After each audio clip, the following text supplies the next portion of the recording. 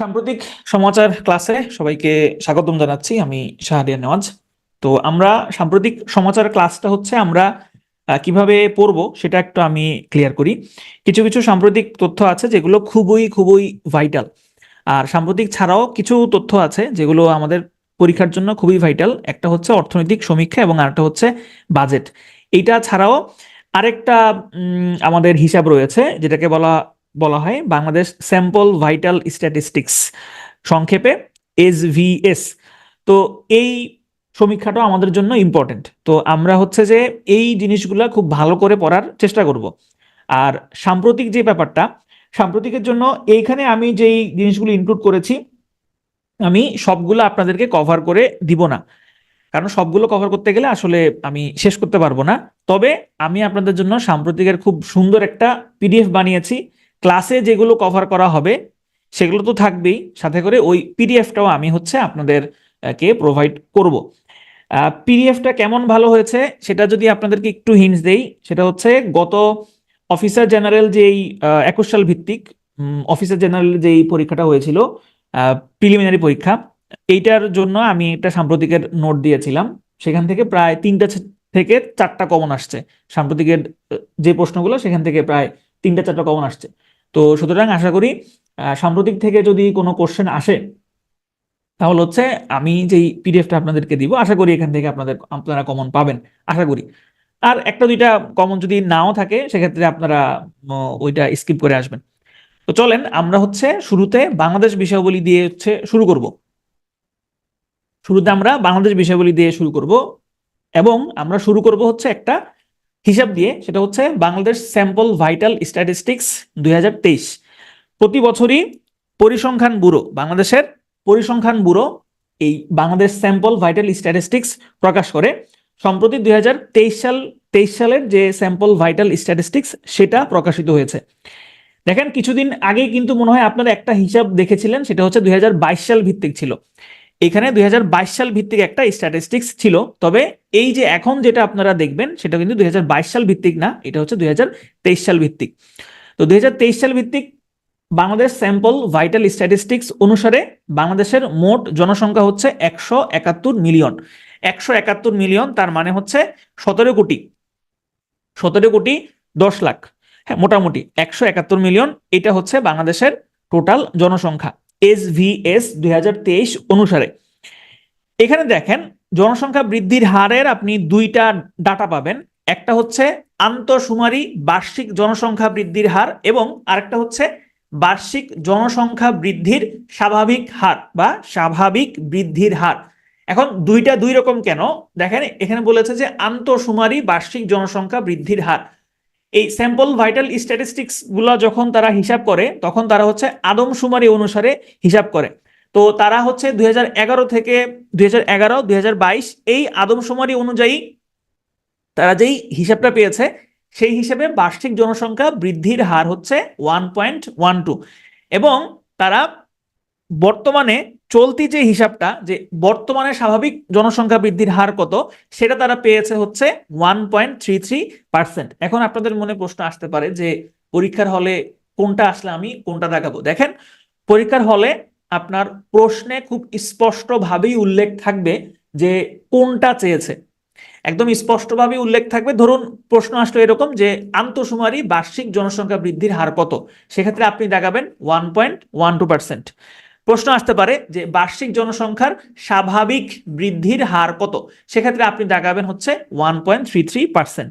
এখন আপনার মনে এটাও প্রশ্ন জাগতে পারে যে যদি এরকম স্পষ্ট না থাকে, সাধারণত অস্পষ্ট কোনো কোশ্চেন সাধারণত BCS এ আসে না। যদি একটা দুইটা আসে সেগুলো ধরে নিতে পারেন ট্র্যাপ, সেগুলো আপনি সুন্দর মতো স্কিপ করে আসবেন। এরপরে আসেন যে ধর্মভিত্তিক ধর্মভিত্তিক জনসংখ্যার দিক থেকে আসলে কেমন। বাংলাদেশে মুসলিমদের সংখ্যা হচ্ছে 89% এবং বাকি অন্যান্য ধর্মভিত্তিক মানুষদের সংখ্যা হচ্ছে 11%। জনসংখ্যার ঘনত্ব 2023 সালের স্যাম্পল ভাইটাল স্ট্যাটিস্টিক্স 2023 অনুযায়ী জনসংখ্যার ঘনত্ব প্রতি বর্গ কিলোমিটারে হচ্ছে 1171 জন। এইটা কিন্তু আপনারা এটা কিন্তু আপনারা অর্থনৈতিক সমীক্ষা অনুসারে কিন্তু আরেকটা সংখ্যা পড়েছেন, তাহলে দুইটা সংখ্যা কিন্তু ভিন্ন, এই জিনিসটা একটু খেয়াল রাখতে হবে। তাহলে SVS স্ট্যাটিস্টিক্স 2023 অনুসারে জনসংখ্যার ঘনত্ব হচ্ছে প্রতি বর্গ কিলোমিটারে 1171 জন। আরো কিছু হিসাব নিকাশ আছে যেগুলো ভাইটাল। নির্ভরশীলতার অনুপাত মানে হচ্ছে যে জনসংখ্যার কত পার্সেন্ট নির্ভরশীল, তারা কোনো কাজ টাজ করে না, তাদের পরিবারের উপরে হচ্ছে নির্ভরশীল। নির্ভরশীলতার অনুপাতটা হচ্ছে 53.7%। 53.7%। আপনি চাইলে হচ্ছে যে পল্লীতে কত, অর্থাৎ গ্রামে কত এবং শহরে কত, এই স্ট্যাটিস্টিক্সটা চাইলে আপনি স্কিপ করতে পারেন। এখানে শুধুমাত্র যদি একটাই মনে রাখেন যে নির্ভরশীলতার অনুপাত হচ্ছে 53.7, তাহলে আশা করি যদি প্রশ্ন আসে এখান থেকে প্রশ্ন আসার কথা বা প্রশ্ন আসবে। এরপর দেখেন প্রত্যাশিত আয়ুষ্কাল হচ্ছে 72.4 বছর। 72.4 বছর, এটা হচ্ছে স্যাম্পল ভাইটাল স্ট্যাটিস্টিক্স 2023 অনুসারে প্রত্যাশিত আয়ুষ্কাল হচ্ছে 72.4 বছর। সাক্ষরতার হার, দেখেন সাক্ষরতার হারটাও কিন্তু এখানে চেঞ্জ। অর্থনৈতিক সমীক্ষার ক্লাসটা করেছিলেন পরশুদিন, সেখানে কিন্তু আপনারা আরেকটা সাক্ষরতার হার দেখেছিলেন। অর্থনৈতিক সমীক্ষা 2023 অনুযায়ী সাক্ষরতার হার ছিল 76.4%। 76.4%। কিন্তু এখানে দেখেন স্যাম্পল ভাইটাল স্ট্যাটিস্টিক্স অনুসারে সাক্ষরতার হার হচ্ছে 77.9%। 77.9%, যেখানে পুরুষদের মধ্যে সাক্ষরতার হার হচ্ছে 80.1% এবং নারীদের সাক্ষরতার হার হচ্ছে 75.8%। স্থূল জন্মহার মানে হচ্ছে প্রতি হাজারে হিসাব করা হয়, প্রতি হাজারে কতজন জনগণ বা কত জনসংখ্যা বাড়লো, সেটা হচ্ছে স্থূল জন্মহার। স্থূল জন্মহার হচ্ছে 19.4 জন এবং স্থূল মৃত্যুহার হচ্ছে 6.1। ক্ষুদ্র নৃগোষ্ঠীর এই যে হিসাবটা 1.44%, এটা দিয়ে বোঝানো হচ্ছে যে বাংলাদেশের টোটাল যে জনসংখ্যা তার মধ্যে 1.44% বা 1.44% হচ্ছে ক্ষুদ্র নৃগোষ্ঠী। বাকি 98.56% হচ্ছে সবাই হচ্ছে বাঙালি, আর 1.44% হচ্ছে ক্ষুদ্র নৃগোষ্ঠী। মোবাইল ফোন ব্যবহারকারী, বাংলাদেশের জনগণের মধ্যে মোবাইল ফোন ব্যবহারকারীর সংখ্যা হচ্ছে 59.9%। 59.9%। এবং এর মধ্যে ইন্টারনেট ব্যবহারকারী এই সংখ্যাটা হচ্ছে 45.7। তো বাংলাদেশ স্যাম্পল ভাইটাল স্ট্যাটিস্টিক্স 2023 এই তথ্যটা, এই হিসাবটা অনুসারে যেই তথ্যগুলো আপনারা দেখলেন, মোটামুটি এইগুলো আপনি যদি মনে রাখতে পারেন, আশা করি প্রশ্ন আসলে এখান থেকেই আসবে। তাহলে দেখেন আমি একটু রিক্যাপ করি, যেহেতু এটা একদমই নতুন জিনিস। দেখেন বাংলাদেশ স্যাম্পল ভাইটাল স্ট্যাটিস্টিক্স 2023 অনুযায়ী মোট জনসংখ্যা হচ্ছে 171 মিলিয়ন। আন্তঃশুমারি বার্ষিক জনসংখ্যা বৃদ্ধির হার 1.12%। বার্ষিক জনসংখ্যার স্বাভাবিক বৃদ্ধির হার 1.33%। ধর্মভিত্তিক জনসংখ্যা মুসলিম 89.0। জনসংখ্যার ঘনত্ব প্রতি বর্গ কিলোমিটারে 1171 জন। নির্ভরশীলতার অনুপাত 53.7। প্রত্যাশিত আয়ুষ্কাল 72.4। সাক্ষরতার হার 77.9। স্থূল জন্মহার 19.4। স্থূল মৃত্যুহার 6.1। ক্ষুদ্র নৃগোষ্ঠী 1.44। মোবাইল ফোন ব্যবহারকারীর সংখ্যা বা পার্সেন্টেজ 59.9। ইন্টারনেট ব্যবহারকারীর সংখ্যা হচ্ছে 45.7%। এবার আসেন আমরা একটু তুলনামূলক জিনিসগুলো একটু দেখি, যাতে করে কনফিউশন না হয়। দেখে শুনে দাগাতে হবে। দেখেন দেখে শুনে দাগাবেন। মোট জনসংখ্যাটা যদি বলা হয় যে বিশ্ব জনসংখ্যা রিপোর্ট 2023 অনুযায়ী কত, সেক্ষেত্রে উত্তরটা হবে 17.30 কোটি। 17.30 কোটি। এটা হচ্ছে বিশ্ব জনসংখ্যা রিপোর্ট অনুযায়ী। অর্থনৈতিক সমীক্ষা অনুযায়ী যদি বলা হয় যে মোট জনসংখ্যা কত, সেক্ষেত্রে সংখ্যাটা হবে 16.98 কোটি। 16.98 কোটি। আবার ষষ্ঠ জনশুমারি ও গৃহগণনা 2022 অনুযায়ীও কিন্তু 16.98 কোটি, প্রায় 16.98 কোটি। কিন্তু বাংলাদেশ স্যাম্পল ভাইটাল স্ট্যাটিস্টিক্স 2023 অনুযায়ী 171 মিলিয়ন। 171 মিলিয়ন। এখনো শেষ হয় নাই, আরেকটা হিসাব আছে, সেটা হচ্ছে বিবিএস এর চূড়ান্ত হিসাব অনুযায়ী হচ্ছে 170.4 মিলিয়ন। আমি জানি না এই 5টা তথ্য দেখে আপনাদের মনে কেমন প্রতিক্রিয়া হচ্ছে। আসলে বিরক্তিকর প্রতিক্রিয়া হওয়ারই কথা, যে এতগুলো হিসাব আসলে কি দরকার, এক একটা এক এক রকম হিসাব আসলে কি দরকার। এখন আসলে কিছু করার নাই, আমরা আপনারা চাকরি প্রার্থী, সুতরাং কিছু করার নাই, কষ্ট করে মুখস্থ করতে হবে। তাহলে দেখেন, বিশ্ব জনসংখ্যা রিপোর্ট 2023 অনুযায়ী হচ্ছে 17,30,00,000, অর্থনৈতিক সমীক্ষা অনুযায়ী হচ্ছে 16,98,00,000, ষষ্ঠ জনশুমারি ও গৃহগণনা অনুযায়ী হচ্ছে 16,98,00,000, বাংলাদেশ স্যাম্পল ভাইটাল স্ট্যাটিস্টিক্স অনুযায়ী 171 মিলিয়ন, বিবিএস এর চূড়ান্ত হিসাব অনুযায়ী হচ্ছে 170.4 মিলিয়ন। এরপরে আসেন জনসংখ্যার বৃদ্ধির হার কোনটা কিভাবে বা কোনটা অনুসারে কত। দেখেন, বিশ্ব জনসংখ্যা রিপোর্ট 2023 অনুযায়ী জনসংখ্যা বৃদ্ধির হার হচ্ছে 1.9%। অর্থনৈতিক সমীক্ষা অনুসারে এই হারটা হচ্ছে 1.3%। ষষ্ঠ জনশুমারি ও গৃহগণনা অনুযায়ী এই হারটা হচ্ছে 1.22%। বাংলাদেশ স্যাম্পল ভাইটাল স্ট্যাটিস্টিক্স অনুযায়ী এই সংখ্যাটা হচ্ছে 1.33%। এই যে তথ্যগুলো, এগুলো যদি আপনার কাছে কঠিন মনে হয় বা আপনার কাছে মনে হয় যে এই তথ্যগুলো আমার আসলে আমি যদি এগুলো পড়ি তাহলে আমার মনে রাখাটা সম্ভব না, সেক্ষেত্রে আপনার আমার কাছ থেকে আপনার প্রতি সাজেশন থাকবে, মনে রাখার চেষ্টা করার দরকার নাই। আপনি জাস্ট পড়ে যান, জাস্ট পড়ে যান। যদি কমন আসে, মনে থাকে, তাহলে দাগাবেন। যদি কমন না আসে, মনে না থাকে, তাহলে স্কিপ করে চলে আসবেন। কিন্তু জাস্ট একটু হলেও, এক নজর হলেও দেখে যাবেন এগুলো। তাহলে দেখেন, এখানে 4টা হিসাব। বিশ্ব জনসংখ্যা রিপোর্ট অনুযায়ী 1.9%, অর্থনৈতিক সমীক্ষা অনুযায়ী 1.3%, ষষ্ঠ জনশুমারি ও গৃহগণনা অনুযায়ী 1.22%, বাংলাদেশ স্যাম্পল ভাইটাল স্ট্যাটিস্টিক্স অনুযায়ী হচ্ছে 1.33%। এবার আসেন গড় আয়ুটা আমরা দেখব, এক একটা হিসাবে এক এক রকম। অর্থনৈতিক সমীক্ষা অনুযায়ী বাংলাদেশের মানুষ 72.3 বছর গড়ে বেঁচে থাকে। 72.3 বছর গড়ে বেঁচে থাকে অর্থনৈতিক সমীক্ষা 2023 অনুযায়ী। জনশুমারি 2022 অনুযায়ী এই হিসাবটা হচ্ছে 72.4, তার মানে খুব বেশি কিন্তু পার্থক্য নেই। অর্থনৈতিক সমীক্ষা অনুযায়ী যেটা 72.3, জনশুমারি 2022 অনুযায়ী সেটা 72.4, এবং ভাইটাল স্যাম্পল ভাইটাল স্ট্যাটিস্টিক্স 2022 অনুযায়ী হচ্ছে সেটা 72.4 বছর। এখন আপনি এখানে বলতে পারেন যে ভাইয়া এতক্ষণ ধরে তো এখানে 2023 আসলো, এখানে হুট করে 2022 কেন আসলো? এই দোষটা আসলে আমার না।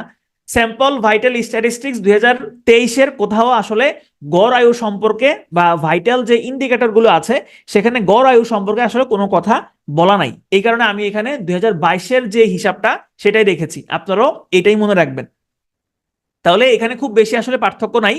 ষষ্ঠ জনশুমারি এবং স্যাম্পল ভাইটাল স্ট্যাটিস্টিক্স অনুযায়ী 72.4, দুইটাই সেম, এবং অর্থনৈতিক সমীক্ষা অনুযায়ী হচ্ছে 72.3। এবার আসেন নারী পুরুষের অনুপাতটা আমরা দেখব কোনটা হিসাবে কত।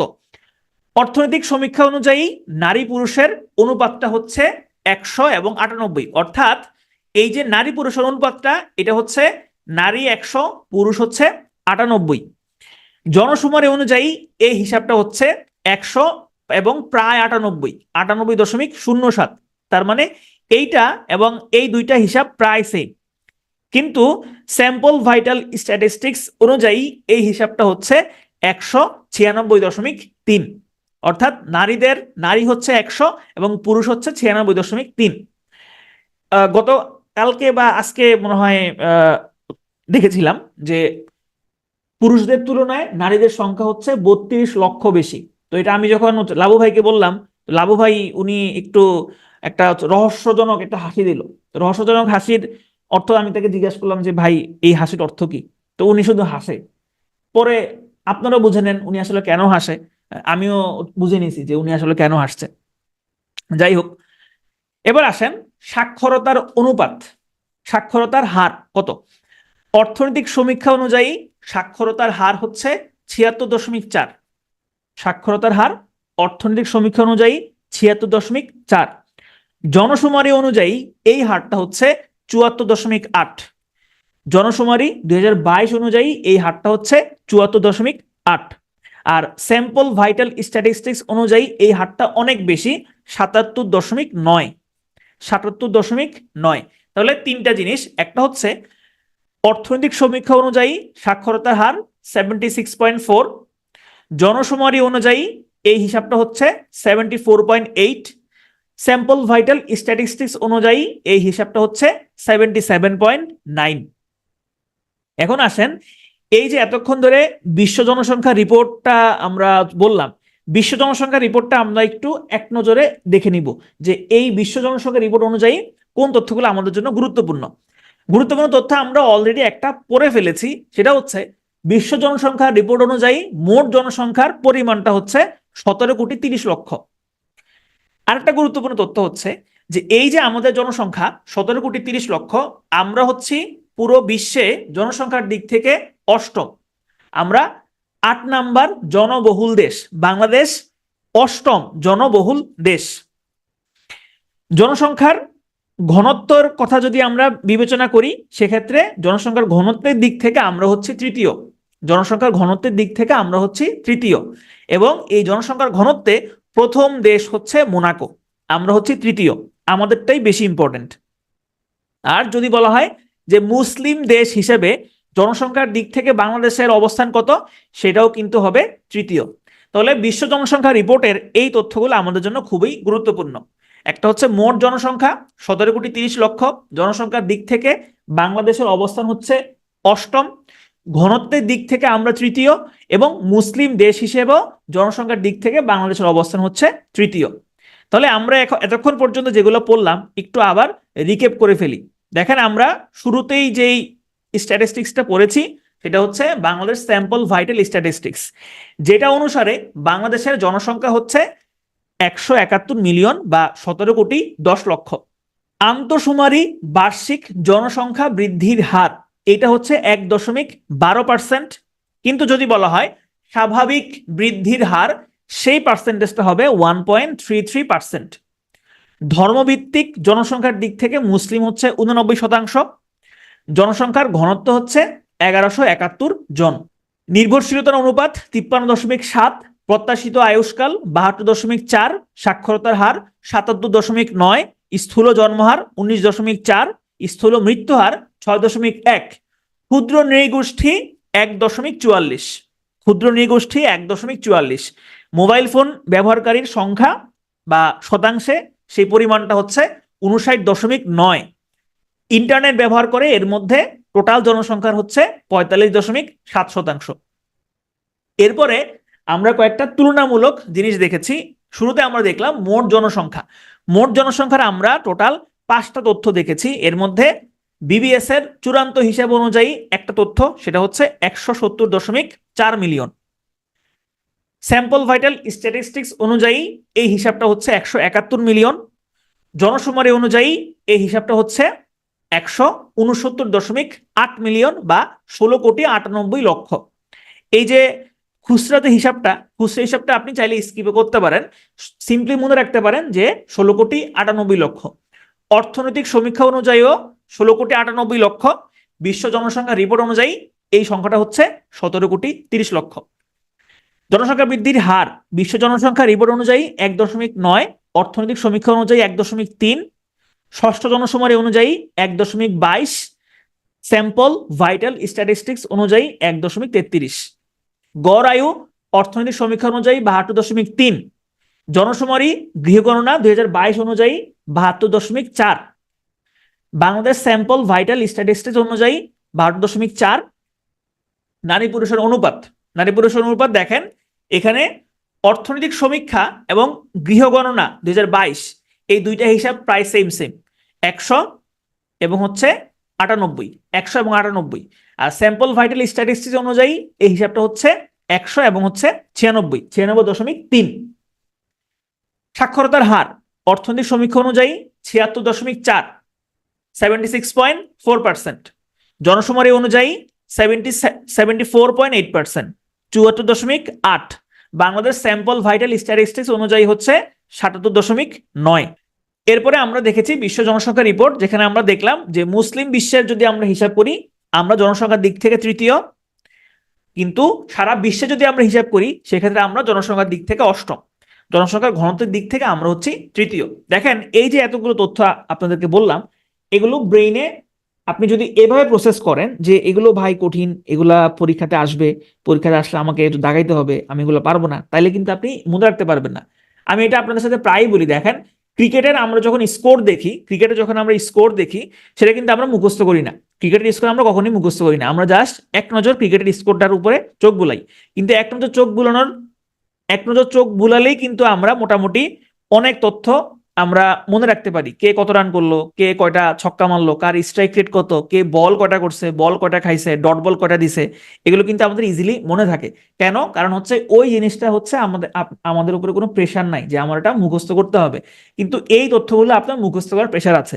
সুতরাং মুখস্থ করার প্রেশার না নিয়ে জাস্ট আপনি বারবার এগুলো পড়েন, তাহলে হচ্ছে আশা করি এই জিনিসগুলো মনে থাকবে। দেখেন আমরা ক্লাসের শুরুতেই বলেছিলাম যে আমরা কিছু ভাইটাল তথ্য রিভিশন করব। এর মধ্যে অষ্টম পঞ্চবার্ষিকী পরিকল্পনা, অর্থনীতি সমীক্ষা এবং বাজেট থাকবে। এইবার আমরা হচ্ছে বাংলাদেশের যে পঞ্চবার্ষিকী পরিকল্পনা এবং প্রেক্ষিত পরিকল্পনা আছে সেগুলো আমরা একটু আবারও রিভিশন দিব, যদি আমরা এগুলো অর্থনীতির ক্লাসে কিন্তু একবার পড়েছিলাম। তো দেখেন বাংলাদেশের প্রথম যে পঞ্চবার্ষিকী পরিকল্পনাটা নেওয়া হয় সেটা ছিল 1973 সালে। 1973 সাল থেকে 1978 সাল পর্যন্ত বাংলাদেশের প্রথম পঞ্চবার্ষিকী পরিকল্পনা গ্রহণ করা হয়েছিল। বর্তমানে বাংলাদেশের যেই পঞ্চবার্ষিকী পরিকল্পনা চলছে সেটা হচ্ছে অষ্টম পঞ্চবার্ষিকী পরিকল্পনা, যেটা শুরু হয়েছিল জুলাই 2022 থেকে জুন 2025 পর্যন্ত এই অষ্টম পঞ্চবার্ষিকী পরিকল্পনাটা চলবে। এটা কিন্তু একটা ইম্পর্টেন্ট তথ্য, পরীক্ষাতে আসতে পারে। এখানে জুলাইয়ের জায়গায় জুন থাকতে পারে, জুনের জায়গায় জুলাই থাকতে পারে, 2020-এর জায়গায় 2021 থাকতে পারে, 2020-এর জায়গায় 2022 থাকতে পারে। সুতরাং এই তথ্যটা একটু ভালো করে মনে রাখবেন। জুলাই 2020 থেকে জুন 2025 পর্যন্ত হচ্ছে আমাদের অষ্টম পঞ্চবার্ষিকী পরিকল্পনা চলছে। এই অষ্টম পঞ্চবার্ষিকী পরিকল্পনার একটা থিম রয়েছে, সেই থিমটা বা স্লোগানটা হচ্ছে সকলের সাথে সমৃদ্ধির পথে। সকলের সাথে সমৃদ্ধির পথে, এই স্লোগানটাকে বা এই প্রতিপাদ্য বিষয়টাকে সামনে নিয়ে অষ্টম পঞ্চবার্ষিকী পরিকল্পনা বাস্তবায়ন করা হচ্ছে। এই পঞ্চবার্ষিকী পরিকল্পনার গুরুত্বপূর্ণ যে তথ্যগুলো আছে সেগুলো আমরা এখন এক নজরে দেখে ফেলবো। এই অষ্টম পঞ্চবার্ষিকী পরিকল্পনার একটা খুব গুরুত্বপূর্ণ লক্ষ্য হচ্ছে যে এই যে 5 বছর বা 5 সালা যে পরিকল্পনা, 5 ইয়ার্স যে প্ল্যান, এই 5 বছরে আমাদের টার্গেট আমরা সেট করেছি যে প্রতি বছর আমরা গড়ে 8% করে আমরা প্রবৃদ্ধি অর্জন করব, অর্থনৈতিক প্রবৃদ্ধি আমরা অর্জন করব প্রতি বছর 8% করে। এবং 2025 সালের জুন মাসে যখন অষ্টম পঞ্চবার্ষিকী পরিকল্পনা শেষ হবে তখন আমার জিডিপি প্রবৃদ্ধি থাকবে 8.51%। যদিও আমরা এই 8% হারে কিন্তু প্রবৃদ্ধি অর্জন করতে পারছি না, কিন্তু তারপরে আমাদেরকে এইটা মনে রাখতে হবে।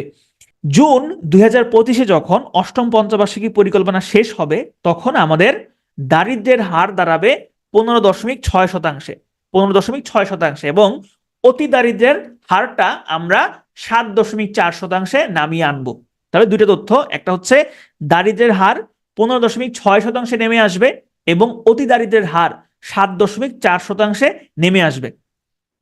এবং এই যে অষ্টম 5 সালা পরিকল্পনা, এখানে টোটাল 11.33 মিলিয়ন কর্মসংস্থানের সৃষ্টি হবে, যেখানে বিদেশে কর্মসংস্থান সৃষ্টি হবে 3.25 মিলিয়ন এবং শ্রমবাজারে যুক্ত হবে 7.81 মিলিয়ন শ্রমশক্তি।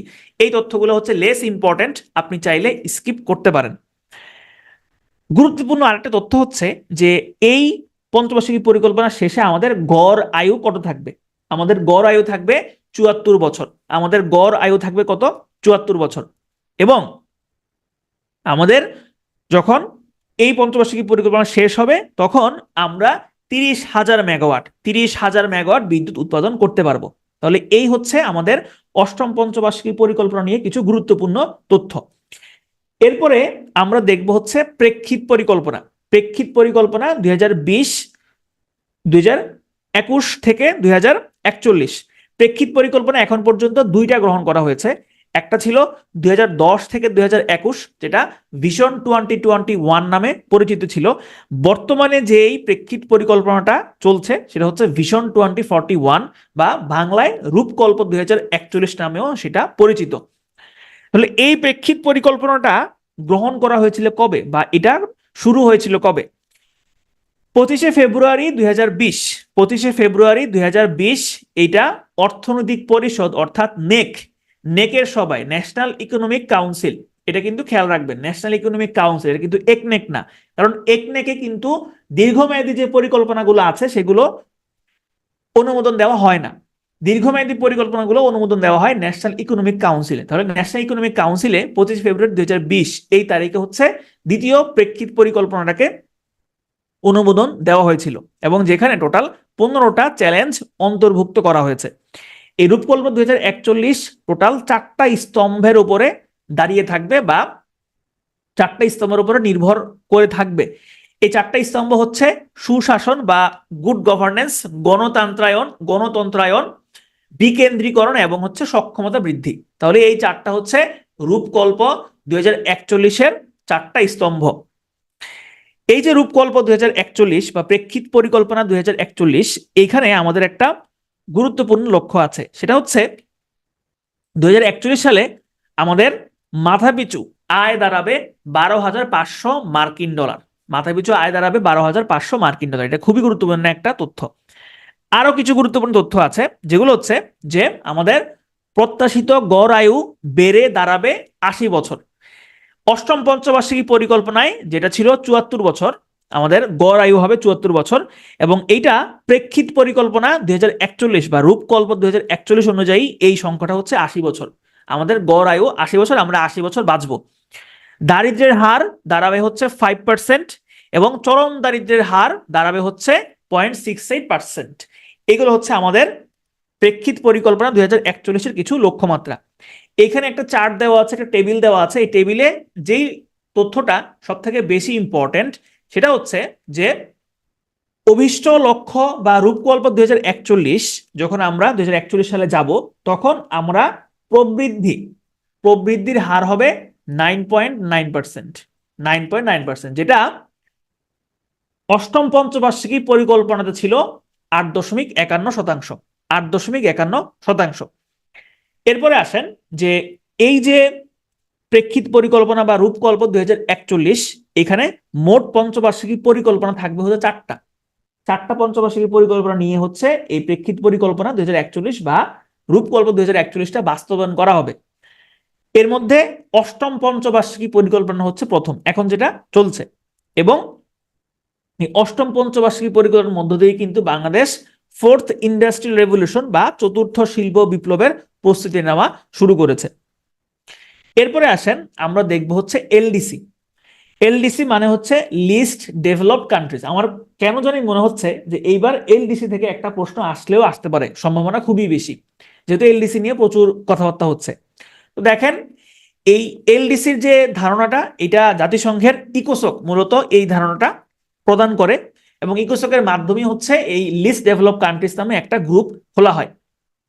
এবং বর্তমানে এলডিসি ভুক্ত দেশের সংখ্যা হচ্ছে 45। এই সংখ্যাটা খুবই গুরুত্বপূর্ণ। বর্তমানে এলডিসি ভুক্ত দেশের সংখ্যা হচ্ছে 45।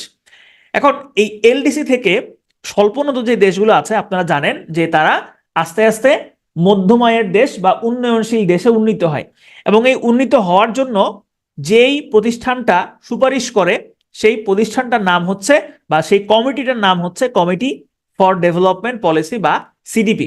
এটাও কিন্তু জাতিসংঘের ইকোসকের একটা সহযোগী ফোরাম বা সহযোগী সংস্থা।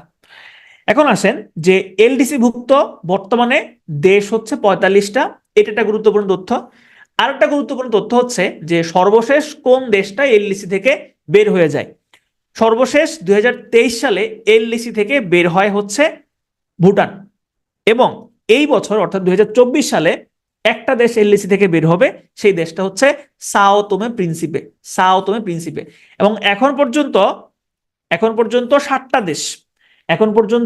60টা দেশ হচ্ছে এলডিসি গ্রাজুয়েট হয়েছে। এবার আমরা একটু বাংলাদেশের যে এলডিসির অগ্রযাত্রা, বা বাংলাদেশ কিভাবে এলডিসিতে আসলো, কিভাবে বের হবে, সাল ভিত্তিক যে ক্রোনোলজিটা সেটা একটু আমরা দেখব। দেখেন এখানে অনেকগুলো সাল দেওয়া আছে, এখান থেকে আপনি একটা সাল অবশ্যই আপনি মনে রাখবেন, সেটা হচ্ছে যে 1976 সালে হচ্ছে বাংলাদেশ অফিসিয়ালি এলডিসির যে গ্রুপ আছে সেখানে যুক্ত হয়, অর্থাৎ এলডিসি তালিকাভুক্ত হয় 1976 সালে। এই তথ্যটা একটু বেশি করে মনে রাখবেন। আর আরেকটা যেটা তথ্য মনে রাখবেন সেটা হচ্ছে বাংলাদেশ 2026 সালে এলডিসি থেকে বের হবে, এলডিসি থেকে গ্রাজুয়েট হবে।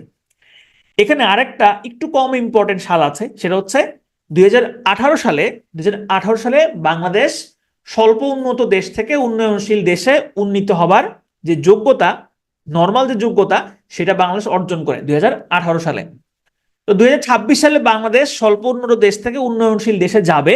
স্বল্প উন্নত যে দেশগুলো আছে এরা উন্নত দেশগুলো থেকে কিন্তু কিছু সুযোগ সুবিধা পায়। স্বল্প উন্নত দেশ যখন উন্নয়নশীল দেশ হবে তখন কিন্তু সেই সুযোগ সুবিধাগুলা ওই প্রিভিয়াস বা এক্স এলডিসি ভুক্ত দেশটার পাবে না। তো বাংলাদেশ এটা নিয়ে কাজ করেছে এবং কাজের ফলাফল স্বরূপ বাংলাদেশ ইউরোপীয় ইউনিয়ন থেকে বাংলাদেশ প্রতিশ্রুতি পেয়েছে যে তারা 2029 সাল পর্যন্ত বাংলাদেশকে স্বল্প উন্নত দেশের যে সুবিধাগুলা দিত সেটা বাংলাদেশকে দিবে 2029 সাল পর্যন্ত। অর্থাৎ 2026 সালে এলডিসি গ্রাজুয়েট হলেও বাংলাদেশ 2029 সাল পর্যন্ত তার প্রিভিয়াস যে সুযোগ সুবিধাগুলা তার পেত সেগুলো সে বাংলাদেশ পাবে। এরপরে আসেন যে এলডিসি থেকে আসলে যে উত্তরণ বা এলডিসি যে পাস করে, এই এলডিসি পাসের আসলে ক্রাইটেরিয়া গুলো কি? ক্রাইটেরিয়া গুলো হচ্ছে যে পার ক্যাপিটা ইনকাম $1222 বা তার বেশি হইতে হবে, হিউম্যান অ্যাসেট ইন্ডেক্সের পরিমাণ তার 66-র উপরে থাকতে হবে এবং ইকোনমিক ভালনারেবিলিটির ইন্ডেক্স তার 32 অথবা তার নিচে থাকতে হবে। এই তিনটার যে কোনো দুইটা যদি একটা দেশ অর্জন করে তাহলেই সে এলডিসি থেকে উত্তরণ হওয়ার প্রাথমিক যোগ্যতা অর্জন করে। এরপরে আসেন স্মার্ট বাংলাদেশ। দেখেন বাংলাদেশ এখন রূপকল্প 2041 বা ভিশন 2041 হচ্ছে বাস্তবায়িত হচ্ছে। এটাকেই এখন হচ্ছে স্মার্ট বাংলাদেশ নামেও নামকরণ করা হচ্ছে, বা এটাকে এখন স্মার্ট বাংলাদেশ লক্ষ্যমাত্রা বা স্মার্ট বাংলাদেশ গড়ে তোলার লক্ষ্যমাত্রা হিসেবেও বিবেচনা করা হচ্ছে। তো স্মার্ট বাংলাদেশ যে প্রকল্পটা বা এই যে ধারণাটা, এটা প্রধানমন্ত্রী শেখ হাসিনা দিয়েছিলেন 12ই ডিসেম্বর 2022 সালে। আপনারা হয়তো জানেন যে 12ই ডিসেম্বর কিন্তু একটা গুরুত্বপূর্ণ দিবস। 12ই ডিসেম্বর হচ্ছে ডিজিটাল বাংলাদেশ দিবস। যদিও বাংলাদেশকে এখন আর ডিজিটাল বাংলাদেশ বলা হয় না, বাংলাদেশ এখন স্মার্ট বাংলাদেশের দিকে অগ্রযাত্রা করেছে। তো প্রধানমন্ত্রী শেখ হাসিনা এই স্মার্ট বাংলাদেশ বাস্তবায়নের জন্য টোটাল তিনি 11 দফা ঘোষণা দিয়েছিলেন, যেটা 11ই জানুয়ারি 2023 তারিখে পাশ হয়, বা তিনি এই ঘোষণাটা দিয়েছিলেন 11 জানুয়ারি 2023। তো একটু আগে যেটা বললাম যে বাংলাদেশ কিন্তু এখন আর ডিজিটাল বাংলাদেশ নাই, বাংলাদেশ এখন হচ্ছে স্মার্ট বাংলাদেশ, এবং ডিজিটাল বাংলাদেশেরই বর্তমান নাম হচ্ছে স্মার্ট বাংলাদেশ। এই স্মার্ট বাংলাদেশ গড়ে তোলার জন্য একটা টাস্ক ফোর্স গড়ে তোলা হয়েছে, যেটার কাজ হচ্ছে বাংলাদেশকে স্মার্ট বাংলাদেশ হিসেবে গড়ে তোলা, যেটা সদস্য সংখ্যা হচ্ছে 30 জন, যেখানে চেয়ারপারসন থাকবেন প্রধানমন্ত্রী। এবং এই স্মার্ট বাংলাদেশ বিনির্মাণে বাংলাদেশকে সহায়তা বা কারিগরি সহায়তা প্রদান করবে ইউএনডিপির সহযোগিতায় পরিচালিত অ্যাসপায়ার টু ইনোভেট বা সংক্ষেপে A2I। এরপরে আসেন আমরা বাজেট নিয়ে আলোচনা করব। যদি এটা অর্থনীতিতে আপনারা আলোচনা করেছেন, খুব খেয়াল করে শুনেন যাতে এই বাজেট আপনারা পরীক্ষার আগে আর খুব বেশি পড়া না লাগে। দেখেন বাংলাদেশের 2023-24 সালের যে বাজেটটা, এইটা ছিল বাংলাদেশের 52তম বাজেট এবং অন্তর্বর্তীকালীন সহ 53তম। 1996 সালে একটা অন্তর্বর্তীকালীন বাজেট দেওয়া হয়েছিল তত্ত্বাবধায়ক সরকার পক্ষ থেকে, সেইটা সহ মোট বাংলাদেশের বাজেটের সংখ্যা হচ্ছে 53। তবে নর্মালি যদি প্রশ্ন আসে যে বাংলাদেশের 2023-24 সালের বাজেটটা কততম বাজেট, সেক্ষেত্রে আপনি 52তম বাজেটই দাগাবেন। কিন্তু যদি প্রশ্ন আসে এরকম যে অন্তর্বর্তীকালীন সহ কত, সেক্ষেত্রে আপনি 53 দাগায় আসবেন। এই বাজেটের একটা থিম বা একটা স্লোগানও কিন্তু ঠিক করা হয়েছে, যেটা হচ্ছে যে across the long journey of development towards smart Bangladesh, উন্নয়নের দীর্ঘ অগ্রযাত্রা পেরিয়ে স্মার্ট বাংলাদেশের অভিমুখে। সাধারণত বাংলাদেশের বাজেট উত্থাপন হয় হচ্ছে 1 জুন এবং সেই বাজেটটা পাশ হয় হচ্ছে 30 জুন, এবং সেই বাজেটটা কার্যকর হয় 1 জুলাই থেকে। সাধারণত এই নিয়মটাই সবসময় ফলো করা হয়। কিন্তু 2023-24 সালের যে বাজেটটা, এইটার ক্ষেত্রে একটু ব্যতিক্রম হয়েছে। বাজেট উত্থাপনটা পহেলা জুন 2023 সালে হলেও বাজেটটা পাশ হয়েছিল হচ্ছে 26শে জুন 2023 এবং কার্যকর হয় 1লা জুলাই 2023। এরপরে আসেন যে বাজেট 2023-24 সালের আকার কত। টোটাল আকার হচ্ছে 7,61,785 কোটি টাকা, যেটা জিডিপির হচ্ছে 15.21%। এবং এই যে বাজেট হিসেবে জিডিপির আকারটা কিন্তু আবার ডিফারেন্ট। অর্থনৈতিক সমীক্ষা অনুসারে জিডিপির একটা হিসাব, বাজেট অনুযায়ী হচ্ছে জিডিপির আরেকটা হিসাব। তাহলে বাজেট হিসাবে জিডিপির আকার হচ্ছে 50,06,782 কোটি টাকা। এটা হচ্ছে বাজেট হিসাবে জিডিপির আকার। তো এই জিডিপির 15.21% হচ্ছে আমাদের বাজেট, যেটার পরিমাণ হচ্ছে 7,61,785 কোটি টাকা। 761,785 এর এই যে বাজেট 7,61,785 কোটি টাকার বাজেট, এর মধ্যে 5 লক্ষ কোটি টাকা সরকার আনবে হচ্ছে রাজস্ব থেকে 5 লক্ষ কোটি টাকা আসবে।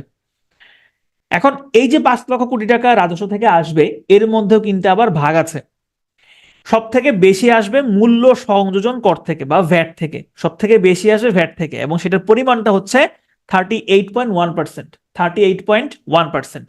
এবং দ্বিতীয় সর্বোচ্চ পরিমাণ টাকা আসবে হচ্ছে আয়কর থেকে 35.36%। এখান থেকে কিন্তু প্রশ্ন আসতে পারে যে বাংলাদেশের যে রাজস্বের লক্ষ্যমাত্রা, সেখানে সব থেকে বেশি আসবে কোন খাত থেকে, বা বাংলাদেশ সরকার সব থেকে বেশি আয় করে কোন খাত থেকে। তাহলে উত্তর হবে হচ্ছে মূল্য সংযোজন কর থেকে বাংলাদেশ সরকার সব থেকে বেশি আয় করে। আর দ্বিতীয় সর্বোচ্চ আয় করে হচ্ছে ইনকাম ট্যাক্স বা আয়কর থেকে। প্রবৃদ্ধির হার দেখেন, জিডিপিতে প্রবৃদ্ধির হার কত। জিডিপি প্রবৃদ্ধির হার বাজেট অনুযায়ী 7.5%। এখন দেখেন এই যে 7.5%, এটা কিন্তু আবার হচ্ছে এটা কিন্তু প্রাক্কলিত মানে হচ্ছে যে বাংলাদেশ সরকারের লক্ষ্যমাত্রা হচ্ছে আমরা 2023-24 অর্থ বছরে 7.5% জিডিপি প্রবৃদ্ধি অর্জন করব। এটা হচ্ছে আমাদের লক্ষ্যমাত্রা। তাহলে প্রশ্ন যদি আসে যে বাজেট অনুযায়ী জিডিপি প্রবৃদ্ধির হার কত প্রাক্কলিত বা কত নির্ধারণ করা হয়েছে, সেক্ষেত্রে আপনি দেখাবেন 7.5% বা 7.5%। এবার আসেন মাথাপিছু আয় কত হবে বাজেট অনুযায়ী। এই সবগুলাই কিন্তু লক্ষ্যমাত্রা, এই সবগুলাই কিন্তু হচ্ছে প্রাক্কলিত, অর্থাৎ আমাদের একটা টার্গেট যে আমরা এই এত মার্কিন ডলার এই অর্থ বছরে আয় করব, আমাদের মাথাপিছু আয়টা এত থাকবে। তাহলে বাজেট অনুযায়ী সেটা হচ্ছে 2961 মার্কিন ডলার। এবং বাজেট অনুযায়ী মুদ্রাস্ফীতির লক্ষ্যমাত্রা হচ্ছে 6%। দেখেন আপনারা অনেকে চলে যাচ্ছেন, যদি চলে যান তাহলে হচ্ছে লস করবেন, কারণ সামনে কিন্তু আরো ভাইটাল তথ্য আছে, সুতরাং সেগুলো আপনারা মিস করবেন। এই তথ্যগুলো কিন্তু আলটিমেটলি আপনাকে পড়তে হবে, কিছু করার নাই। আপনি যদি সাম্প্রতিকে ভালো করতে চান, বা আপনি যদি মনে হয় যে আপনি সাম্প্রতিক পড়বেন, তাহলে সাম্প্রতিক আপনাকে পড়তে হবেই, মাস্ট এই তথ্যগুলা। এখন যেহেতু আপনি ক্লাস করছেন, আপনি এখানে আপনার অনেকগুলো ইন্দ্রিয়কে কাজে লাগাচ্ছেন।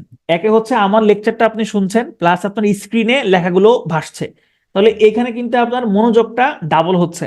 সুতরাং আপনি যদি ক্লাসটা করেন, তাহলে আপনার এই তথ্যগুলো মনে রাখার সম্ভাবনা অনেক গুণ বেড়ে যাবে যদি আপনি ক্লাস না করে এই তথ্যগুলো মনে রাখার চেষ্টা করেন। সুতরাং ধৈর্য ধরে একটু ক্লাসটা করেন মনোযোগ দিয়ে। এরপরে আসেন যে মুদ্রাস্ফীতি দেখলাম আমরা, মাথাপিছু আয়টা আমরা দেখলাম। এরপরে আসেন মাথাপিছু বরাদ্দের পরিমাণ কত। জনপ্রতি বরাদ্দ বা এই বাজেটে মাথাপিছু বরাদ্দের পরিমাণ হচ্ছে 44,863 টাকা। 44,863 টাকা। এবার আসেন বাজেটের কিছু গুরুত্বপূর্ণ দিক নিয়ে আমরা আলোচনা করব, যে কোন খাতে কেমন বরাদ্দ দেওয়া হয়েছে। তার আগে আমরা দেখব যে এই যে 7,61,785 কোটি টাকার বাজেট দেওয়া হইল, এই 7,61,785 কোটি টাকার যে বাজেট, এর মধ্যে ঘাটতির পরিমাণই হচ্ছে 2,61,785 কোটি টাকা। এখন দেখেন এই যে 2,61,785 কোটি টাকা, এটার সাথে যদি আপনি 5 লক্ষ যোগ দেন, তাহলে কিন্তু আমাদের টোটাল বাজেটে চলে আসবে। এই 5 লক্ষ আমি কোত্থেকে পেলাম? এই 5 লক্ষ হচ্ছে ওই যে আমি কর বা রাজস্ব আয়ের যে লক্ষ্যমাত্রা, সেই 5 লক্ষ। এর বাইরে যে 2,61,785 কোটি টাকা আছে, এটা হচ্ছে আমাদের ঘাটতি, এবং এটা হচ্ছে অনুদান ব্যতীত, অর্থাৎ আমরা যে বাইরে থেকে কিছু সাহায্য সহযোগিতা পাই, সেটা হচ্ছে এই অনুদান ছাড়াই হচ্ছে এই হিসাবটা 2,61,785 কোটি টাকা। তবে বাজেটের ঘাটতি পরীক্ষাতে আসার সম্ভাবনা কম, কারণ যেহেতু এটা নেগেটিভ একটা জিনিস। এখন আসেন, বাজেটের বিভিন্ন খাত আছে, বিভিন্ন খাত ভিত্তিক বাজেটের থেকে বরাদ্দ করা হয়। এর মধ্যে একটা পোর্শন হচ্ছে উন্নয়ন বাজেট। উন্নয়ন বাজেট মানে আসলে কি? উন্নয়ন বাজেট হচ্ছে আমি দেশের উন্নয়নের জন্য যে বাজেটটা রাখি। এখন সেটা হতে পারে শিক্ষা খাতে উন্নয়ন, সেটা হতে পারে অবকাঠামো খাতে উন্নয়ন, সেটা হতে পারে স্বাস্থ্য খাতে উন্নয়ন। উন্নয়নের জন্য আমি যে বাজেটটা বরাদ্দ রাখবো সেটা হচ্ছে আমার উন্নয়ন বাজেট। 2023-24 সালের যে 7,61,785 কোটি টাকার বাজেট, এই বাজেটের মধ্যে উন্নয়ন বাজেটে বরাদ্দের পরিমাণ হচ্ছে 2,77,582 কোটি টাকা। 2,77,582 এই টাকাটা হচ্ছে উন্নয়ন বাজেটে বরাদ্দ। এবং এই যে পরিমাণটা, এইটা আমাদের জিডিপির হচ্ছে 5.5%, জিডিপির 5.5%। এই তথ্যটা খুবই ভাইটাল একটা তথ্য, পরীক্ষা আসার মধ্যে একটা তথ্য। আচ্ছা, এখন তাহলে প্রশ্ন আসতে পারে যে যদি উন্নয়ন বাজেট থাকে তাহলে এর বিপরীতে অনুন্নয়ন বাজেট নিশ্চয়ই আছে। হ্যাঁ, অনুন্নয়ন বাজেটও আছে। অনুন্নয়ন বাজেটের বরাদ্দের পরিমাণটা হচ্ছে 4,75,281 কোটি টাকা। এই অনুন্নয়ন বাজেটটা চাইলে আপনি স্কিপ করতে পারেন, এখানে উন্নয়ন বাজেটটা হচ্ছে সব থেকে বেশি ইম্পর্টেন্ট। এই যে উন্নয়ন বাজেট, এই উন্নয়ন বাজেটের মধ্যেই একটা বড় খাত, অ্যাকচুয়ালি একটা বিশাল খাত বা প্রধান খাত হচ্ছে বার্ষিক উন্নয়ন কর্মসূচি বা অ্যানুয়াল ডেভেলপমেন্ট প্রোগ্রাম। বার্ষিক উন্নয়ন কর্মসূচি, এই বার্ষিক উন্নয়ন কর্মসূচিটা কিন্তু উন্নয়ন বাজেটের মধ্যে, উন্নয়ন বাজেটের মধ্যেই একটা বিশাল পোর্শন বা ম্যাক্সিমাম পোর্শনই হচ্ছে বার্ষিক উন্নয়ন কর্মসূচি বা অ্যানুয়াল ডেভেলপমেন্ট প্রোগ্রাম। এইখানে বরাদ্দের পরিমাণ হচ্ছে 2,63,000 কোটি টাকা। 2,63,000 কোটি টাকা, 263,000। তাহলে আমাদের যে 7,61,785 কোটি টাকার বাজেট, সেখানে উন্নয়ন বাজেটে, সরি, বার্ষিক উন্নয়ন কর্মসূচিতে বরাদ্দের পরিমাণ হচ্ছে 2,63,000 কোটি টাকা, এবং যেটা হচ্ছে জিডিপির 5.3%, এবং সেটা ফুল বাজেটের হচ্ছে 36.3%। এইবার আসেন যে এই যে বাজেট, এখানে খাত ভিত্তিক বরাদ্দ কত, কোনটাতে কত। আচ্ছা দেখি তো আপনাদের, আমি একটু আপনাদের টেস্ট করি যে আপনারা তো পড়েছিলেন গত ক্লাসে, আপনাদের মনে আছে কিনা আমি একটু আপনাদের জিজ্ঞেস করি। সর্বোচ্চ বরাদ্দকৃত খাত কোনটা? আপনাদের চ্যাট অন আছে। সর্বোচ্চ খাত কোনটা? জনপ্রশাসন। গুড, জনপ্রশাসন। সেখানে বরাদ্দের পরিমাণ কত? সেখানে বরাদ্দের পরিমাণ কত শতাংশ হিসাবে? কত বরাদ্দের পরিমাণ? 22%। বা এই তো আপনারা পারেন। আচ্ছা, এরপরে বলেন শিক্ষা ও প্রযুক্তি খাতে বরাদ্দের পরিমাণ কত? শিক্ষা ও প্রযুক্তি খাতে বরাদ্দের পরিমাণ কত? 13.7 না রে ভাই। আচ্ছা 13.7, সরি, ঠিক আছে। আমি আমি ভুল করে ফেলছিলাম। 13 আমি হচ্ছে 13.17 বলতে নিয়েছিলাম। 13.7, আপনারা আমার থেকে ভালো পারেন। 13.7, গুড। আচ্ছা, এরপরে আসেন পরিবহন ও যোগাযোগ খাতে কত? পরিবহন ও যোগাযোগ খাতে কত? 11.5। 11.5, গুড, আপনারা পারেন। তাহলে দেখেন, মোটামুটি দেখেন আপনারা কিন্তু এই জিনিসগুলা জানেন। তাহলে আমি আর এগুলো রিপিট করছি না, দেখেন এগুলো দেওয়া আছে। এখানে সুদের পরিমাণটা কখনোই পরীক্ষাতে আসবে না, সুতরাং এটা কষ্ট করে মনে রাখার দরকার নাই, কারণ এটা একটা নেগেটিভ তথ্য। নেগেটিভ তথ্য সাধারণত পরীক্ষাতে আসে না। এরপরে আসেন, একটু আগে যে আমরা দেখলাম উন্নয়ন বাজেট, এটা একটু আমি আপনাদেরকে টেস্ট করি যে উন্নয়ন বাজেটে সব থেকে বেশি বরাদ্দ পাওয়া খাত কোনটা, এবার বলেন। উন্নয়ন বাজেটে, উন্নয়ন বাজেটে বরাদ্দ সব থেকে বেশি বরাদ্দ পাওয়া খাত কোনটা? পরিবহন ও যোগাযোগ। পার্সেন্টেজটা কত? পার্সেন্টেজটা কত? পার্সেন্টেজ কত? 27.3। 27.3, গুড, 27.3। আচ্ছা, শিক্ষা প্রযুক্তিতে বরাদ্দ কত শতাংশ বলেন উন্নয়ন বাজেটের? শিক্ষা প্রযুক্তি, শিক্ষা প্রযুক্তি 16.8, গুড। তাহলে এগুলো আপনারা মোটামুটি মনে আছে আপনাদের যে পরিবহন ও যোগাযোগ খাতে এটার পার্সেন্টেজটা গুরুত্বপূর্ণ, ঠিক আছে? পার্সেন্টেজটা মনে রাখার ট্রাই করবেন। পরিবহন ও যোগাযোগ খাতে উন্নয়ন বাজেটে বরাদ্দের পরিমাণ হচ্ছে 27.3, কিন্তু এইটা যদি বলা হয় যে বার্ষিক উন্নয়ন কর্মসূচিতে কত, না সরি, টোটাল বাজেটের কত বরাদ্দ, সেক্ষেত্রে হবে হচ্ছে 11.5। তাহলে টোটাল বাজেটের হচ্ছে 11.5, কিন্তু উন্নয়ন বাজেটে হচ্ছে 27.3। শিক্ষা ও প্রযুক্তি খাতে যদি বলা হয় বাজেটের বরাদ্দ কত, সেক্ষেত্রে হচ্ছে 13.7, আর যদি বলা হয় উন্নয়ন বাজেটের কত, সেক্ষেত্রে হবে 16.8। তাহলে এই জিনিসগুলো একটু ভালো করে মনে রাখবেন। ওকে, আমি আপনাদের চ্যাট অফ করে দিচ্ছি, আবারও আপনাদেরকে চ্যাটটা অন করে দিব সামনে। ওকে, এবার আসেন আমরা দেখব হচ্ছে যে খাত ভিত্তিক যে বরাদ্দগুলা, সেগুলো একটা চার্ট আমরা দেখবো। এই যে এখানে দেখেন আছে যে জনপ্রশাসনে 22% হচ্ছে জনপ্রশাসন, শিক্ষা প্রযুক্তিতে 13.7%, স্থানীয় সরকার ও পল্লী উন্নয়নে 6.5, স্বাস্থ্য খাত, স্বাস্থ্য খাতে হচ্ছে 5% বরাদ্দ, এটা গুরুত্বপূর্ণ তথ্য।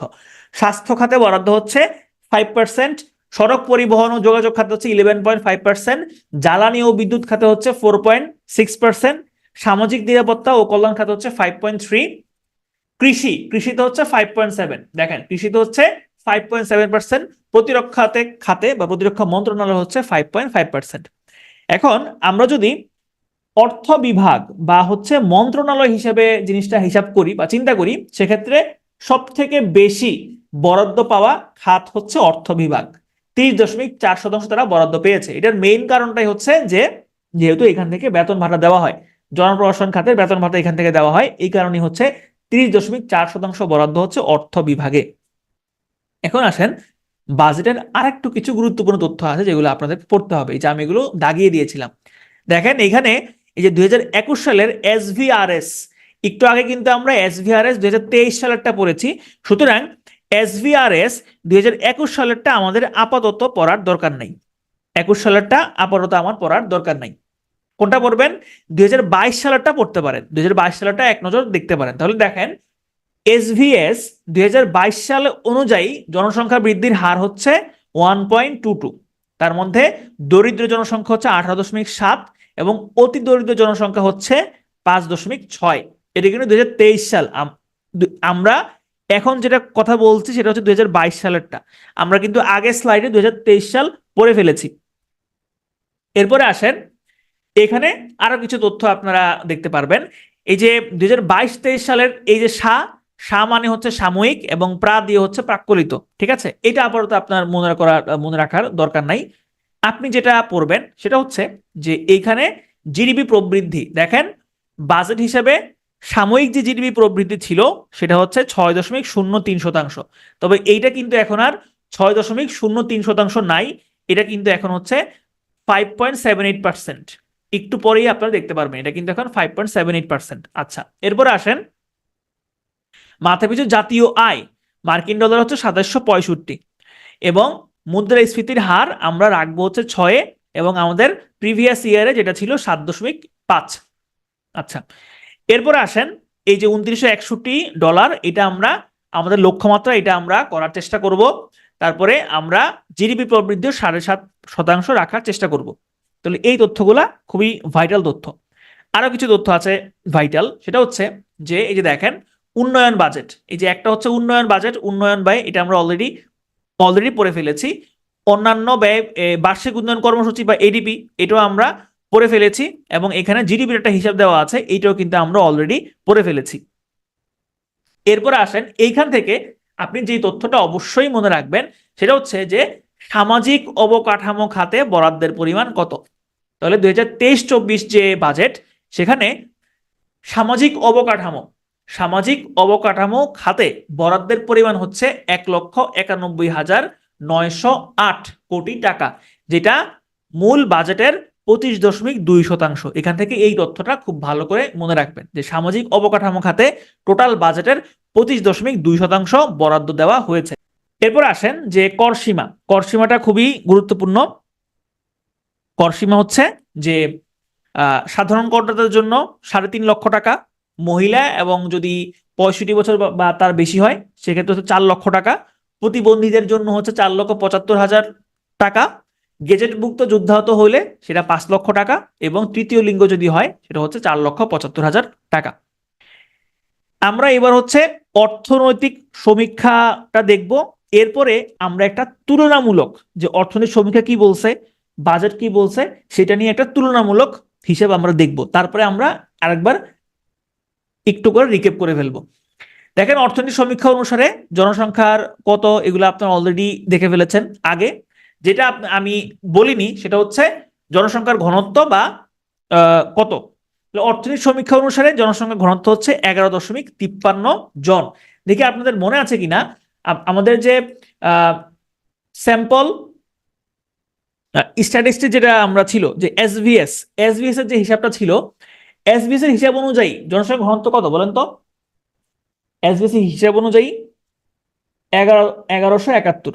বাহ, আপনাদের মনে আছে। ওকে, তাহলে দেখেন দুইটা তথ্য কিন্তু, একটা হচ্ছে এসভিএস এর তথ্য অনুযায়ী 1171, আর একটা হচ্ছে অর্থনৈতিক সমীক্ষা অনুযায়ী 1153। এখন আপনারা প্রশ্ন করতে পারেন যে যদি প্রশ্নে কোনোটাই উল্লেখ না থাকে তাহলে আমি কোনটা দেখাবো? প্রশ্নে যদি কোনোটাই উল্লেখ না থাকে সেক্ষেত্রে আপনি যদি দেখেন যে অপশনে 11.1153 জন আছে তাহলে আপনি এটা দেখাবেন, আর যদি দেখেন 1171 আছে তাহলে ওইটা দেখাবেন। আর যদি অপশনে দুইটাই থাকে তাহলে স্কিপ করে আসবেন, তবে দুইটা থাকার সম্ভাবনা খুবই কম। এরপরে আসেন, আমি আপনাদের চ্যাটটা আবার অফ করে দিচ্ছি। অর্থনৈতিক সমীক্ষা অনুযায়ী স্থূল জন্মহার হচ্ছে 18.8, স্থূল মৃত্যু হার হচ্ছে 5.7 এবং শিশু মৃত্যু হার হচ্ছে 22। প্রত্যাশিত আয়ুষ্কাল 72.3, যেখানে পুরুষদের জন্য হচ্ছে 70.4 বছর এবং মহিলাদের জন্য হচ্ছে 74.1 বছর। সাক্ষরতার হার হচ্ছে 76.4। সুপেয় পানি গ্রহণকারী 98.2% এবং স্বাস্থ্যসম্মত পায়খানা ব্যবহার করা হচ্ছে 85.8%।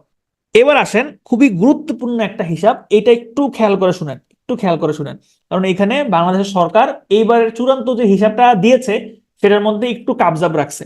কাবজাবটা হচ্ছে কি, সাধারণত বাংলাদেশ সরকার বা চূড়ান্ত যে হিসাবটা প্রকাশ করে সেখানে মাথাপিছু জিডিপি বা মাথাপিছু যে আয় সেটা তারা মার্কিন ডলারে প্রকাশ করে, আবার টাকাতেও প্রকাশ করে। কিন্তু এইবার কিন্তু তারা এই কাজটা করে নাই। সুতরাং এই সংখ্যাগুলো কিন্তু আপনাদের মনে রাখতে হবে। তাহলে দেখেন এখানে আমরা এই তথ্যগুলো অলরেডি পড়ে ফেলছি। স্থির মূল্যে জিডিপি, দেখেন এই হিসাবটা গুরুত্বপূর্ণ।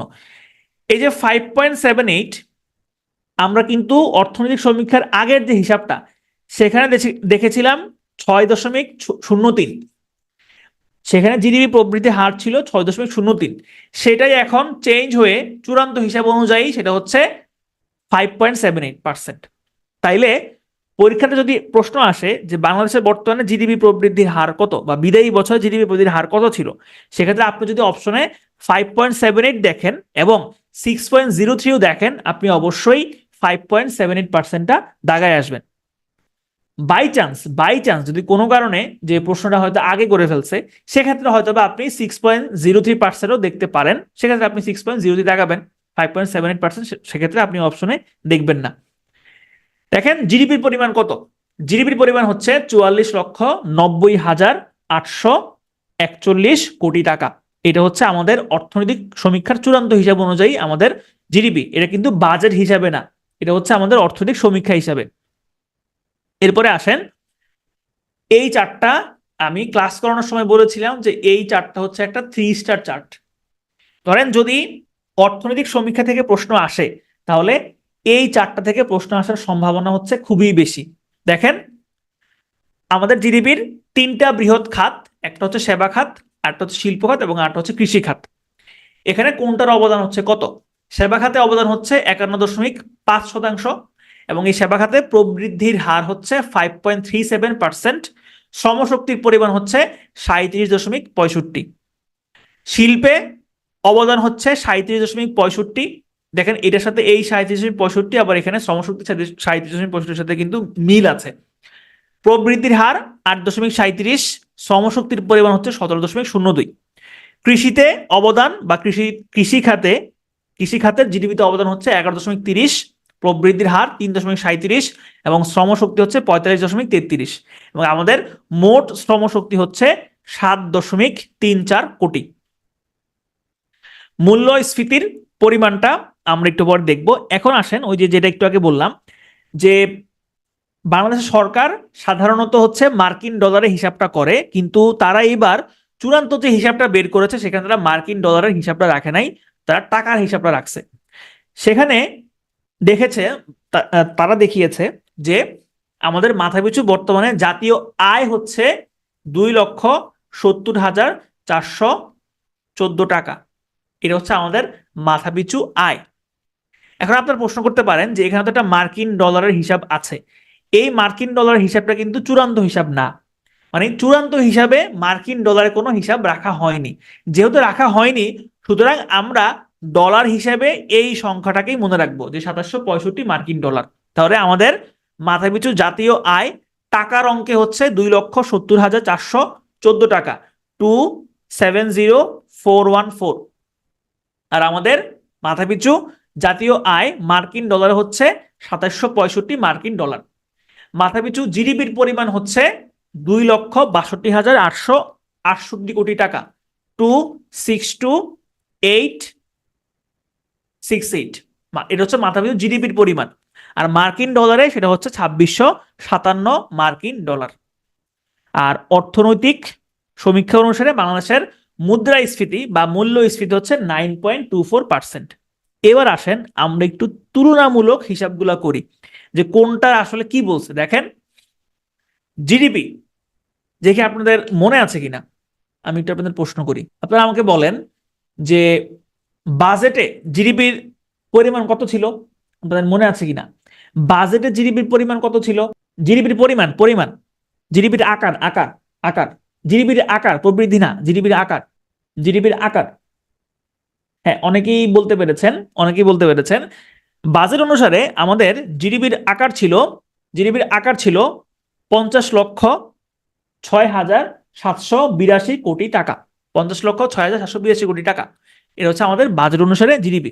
আচ্ছা, এবার বলেন অর্থনৈতিক সমীক্ষার চূড়ান্ত হিসাব অনুযায়ী কত? অর্থনৈতিক সমীক্ষার চূড়ান্ত হিসাব অনুযায়ী কত? হ্যাঁ, অনেকেই বলতে পারছেন। হ্যাঁ, 44,90,841 কোটি টাকা, 44,90,841 কোটি টাকা। এটা হচ্ছে আমাদের জিডিপি। আচ্ছা, এবার আসেন, আপনারাই উত্তর করবেন, আমি কিছু বলবো না, আপনার উত্তর করবেন। জিডিপি প্রবৃদ্ধির হার বাজেট অনুযায়ী, জিডিপি প্রবৃদ্ধির হার কত? বাজেট অনুযায়ী জিডিপি প্রবৃদ্ধির হার কত? গুড, 7.5%, 7.5% জিডিপি প্রবৃদ্ধির হার। আচ্ছা, অর্থনৈতিক সমীক্ষার চূড়ান্ত হিসাব অনুযায়ী জিডিপি প্রবৃদ্ধির হার কত? অর্থনৈতিক সমীক্ষার চূড়ান্ত অনুযায়ী 5.78। গুড, 5.78। আচ্ছা, এবার বলেন বাজেট অনুসারে মুদ্রাস্ফীতি কত? বাজেট অনুসারে মুদ্রাস্ফীতি কত?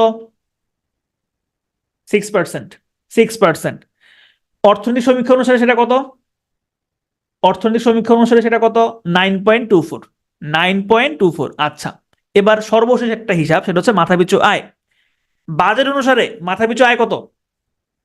বাজেট অনুযায়ী মাথাপিছু আয়, বাজেট অনুযায়ী মাথাপিছু আয় 2,961 মার্কিন ডলার, 2,961 মার্কিন ডলার। অর্থনৈতিক সমীক্ষা অনুযায়ী কত? অর্থনৈতিক সমীক্ষা অনুযায়ী কত? 2,765, 2,765। অর্থনৈতিক সমীক্ষা অনুযায়ী 2,765। ওকে, এবার বলেন টাকার হিসাবে কত, আপনার মনে আছে কিনা? অর্থনৈতিক সমীক্ষার চূড়ান্ত হিসাবে একটু আগে আপনার টাকার অঙ্কটা দেখেছিলেন। টাকার অনুযায়ী, টাকার অঙ্কে মাথাপিছু জাতীয় আয় কত? টাকার অঙ্কে, টাকার অঙ্কে 2,70,414, 2,70,414। গুড, এই তো ভাই আপনারা পারেন তো। তাহলে তো আর আপনার পড়াদের মোটামুটি পড়ার দরকার নেই, আপনাদের পড়াটা ক্লাসে হয়ে যাচ্ছে। আচ্ছা, এবার আসেন আমরা আরো কিছু সাম্প্রতিক তথ্য দেখব। এবার আমরা কিছু দেখব হচ্ছে বাংলাদেশের চলচ্চিত্র এবং গ্রন্থ নিয়ে আমরা কিছু সাম্প্রতিক তথ্য দেখার চেষ্টা করব। দেখেন, গ্রন্থ সম্পর্কে আমরা দেখব সেটা হচ্ছে যে অমর একুশে বইমেলা, অমর একুশে বইমেলা 2024 সালের যে বইমেলাটা ছিল সেটা ছিল 40তম অমর একুশে বইমেলা। এই তমটা ইম্পর্টেন্ট, 40তম অমর একুশে বইমেলা 2024 সালে এটা ছিল। এবং এখানে প্রতিপাদ্য ছিল পড়ো বই গড়ো দেশ বঙ্গবন্ধুর বাংলাদেশ, বই পড়ো দেশ গড়ো বঙ্গবন্ধুর বাংলাদেশ, এই দুইটাই হয়। তাহলে পড়ো বই গড়ো দেশ বঙ্গবন্ধুর বাংলাদেশ, এটা ছিল 40তম অমর একুশে বইমেলার প্রতিপাদ্য। উদ্বোধন হয় 1 ফেব্রুয়ারি 2024, মাননীয় প্রধানমন্ত্রী শেখ হাসিনা এই বইমেলার উদ্বোধন করেন। এখানে তিনি হচ্ছে বইয়ের উন্মোচনও কিন্তু করেছেন, দুইটা বইয়ের উন্মোচন তিনি করেছেন। একটা বইটা ইম্পর্টেন্ট, সেটা হচ্ছে collected works of Sheikh Mujibur Rahman volume 2। এই নামটা important, collected works of Sheikh Mujibur Rahman volume 2। এইটা তিনি হচ্ছে এই বইমেলাতে মোড়ক উন্মোচন করা হয়। মাননীয় প্রধানমন্ত্রী শেখ হাসিনা তিনি মোড়ক উন্মোচন করেন। আরেকটা বইয়ের তিনি মোড়ক উন্মোচন করেছেন, সেটা হচ্ছে প্রাণের মেলায় শেখ হাসিনা। প্রাণের মেলায় শেখ হাসিনা। আচ্ছা, অমর একুশে গ্রন্থমেলা যে নামটা, এই নামটার এটার আগের নামটা ছিল হচ্ছে অমর একুশে গ্রন্থমেলা, এটা হচ্ছে প্রিভিয়াস নামটা ছিল। এই নামটা পরিবর্তন করে বর্তমানে যে নামটা আছে অমর একুশে বইমেলা, এই নামটা রাখা হয় 2021 সালে। আচ্ছা, এবার আসেন আমরা আরেকটা গুরুত্বপূর্ণ তথ্য পড়বো, সেটা হচ্ছে চলচ্চিত্র মুজিব একটি জাতির রূপকার, Mujib the making of a nation. এই চলচ্চিত্রটা থেকে এইবার প্রশ্ন আসার খুব ভালো সম্ভাবনা রয়েছে। তো এই ছবিটা ছিল ভারত এবং বাংলাদেশের যৌথ প্রযোজনার একটা ছবি, যার পরিচালক ছিলেন ভারতের শ্যাম বেনেগাল। এবং অভিনয়ে কারা ছিলেন? অভিনয়ে বঙ্গবন্ধুর চরিত্রে অভিনয় করেছেন আরেফিন শুভ, রেনু চরিত্রে অর্থাৎ শেখ ফজিলতুন্নেসা মুজিব চরিত্রে অভিনয় করেছেন নুসরাত ইমরোজ তিশা, শেখ হাসিনার চরিত্রে অভিনয় করেছেন বা শেখ হাসিনার চরিত্রকে চিত্রায়িত করেছেন নুসরাত ফারিয়া, এবং শেখ রেহানার চরিত্রকে চিত্রায়িত করেছেন সাবিলা নূর। মোটামুটি এই কয়টা তথ্য জানলেই হবে। বিশেষ করে বঙ্গবন্ধুর চরিত্র এবং শেখ ফজিলাতুন্নেসা মুজিবের চরিত্র এবং শেখ হাসিনার চরিত্র, এই তিনটা চরিত্র হচ্ছে গুরুত্বপূর্ণ। পরীক্ষা আসলে এই তিনটা চরিত্র থেকে প্রশ্ন আসতে পারে। মুজিব একটি জাতির রূপকার, এই ছবিটা টোটাল 3টা ভাষায় মুক্তি পায়, বাংলা, হিন্দি এবং ইংরেজি। মুক্তির তারিখ ছিল 13 অক্টোবর 2023, যার দৈর্ঘ্য ছিল 178 মিনিট, অর্থাৎ প্রায় 3 ঘন্টা, প্রায় 3 ঘন্টার সমান। এখানে একটা বিখ্যাত গান আছে, গানটার নাম হচ্ছে অচিন পাখি। এই অচিন পাখি গানটার গীতিকার হচ্ছে জাহিদ আকবর এবং কণ্ঠ দিয়েছেন রথিজিৎ ভট্টাচার্য। প্রযোজনা করেছে কে? একটু আগেই যেটা বলেছিলাম, এই ছবিটার প্রযোজনা ছিল যৌথ প্রযোজনা, বাংলাদেশ এবং ভারতের যৌথ প্রযোজনায় হচ্ছে এই মুভিটা তৈরি করা হয়। এরপরে আমরা আরো কয়েকটা গুরুত্বপূর্ণ বই সম্পর্কে জানবো। দেখেন, মুক্তিযুদ্ধের জ্ঞানকোষ, মুক্তিযুদ্ধের জ্ঞানকোষ, এইটা একটা নতুন বই প্রকাশিত হয়। বঙ্গবন্ধুর 7 মার্চের যে ভাষণ, এই 7 মার্চের ভাষণের উপরে যে চলচ্চিত্রটা নির্মিত হয়েছিল, ওরা 11 জন 1972 সালে এই ছবিটা তৈরি হয়েছিল। এটা থিম ছিল বঙ্গবন্ধু 7 মার্চের ভাষণ। তাহলে 7 মার্চের ভাষণের উপর নির্মিত চলচ্চিত্র হচ্ছে ওরা 11 জন। বঙ্গবন্ধুর 7 মার্চের ভাষণকে ভিত্তি করে একটা পূর্ণদৈর্ঘ্য শিশুতোষ চলচ্চিত্রও কিন্তু বানানো হয়েছে। সেই শিশুতোষ চলচ্চিত্রটার নাম হচ্ছে মাইক। মাইক মাইক নামে হচ্ছে মাইক নামে মোশাররফ করিমেরও কিন্তু একটা নাটক আছে, হয়তো আপনারা অনেকেই দেখেছেন। তো এই মাইক হচ্ছে শেখ মুজিবুর রহমানের 7 মার্চের ভাষণকে ভিত্তি করে পূর্ণদৈর্ঘ্য একটা শিশুতোষ চলচ্চিত্র, সেটা হচ্ছে মাইক। তাহলে দুইটা কিন্তু দুই রকম তথ্য। একটা হচ্ছে 7ই মার্চের ভাষণকে নির্মিত করে একটা নির্মিত চলচ্চিত্র, সেটা কিন্তু শিশুতোষ না, ওইটার নাম হচ্ছে ওরা 11 জন। এবং আরেকটা পূর্ণদৈর্ঘ্য শিশুতোষ চলচ্চিত্র হচ্ছে মাইক। দুইটাই কিন্তু 7 মার্চের ভাষণকে ভিত্তি করেই তৈরি করা হয়েছে। ভাইরা আমার, ভাইরা আমার, এই ভাইরা আমার হচ্ছে একটা বইয়ের নাম।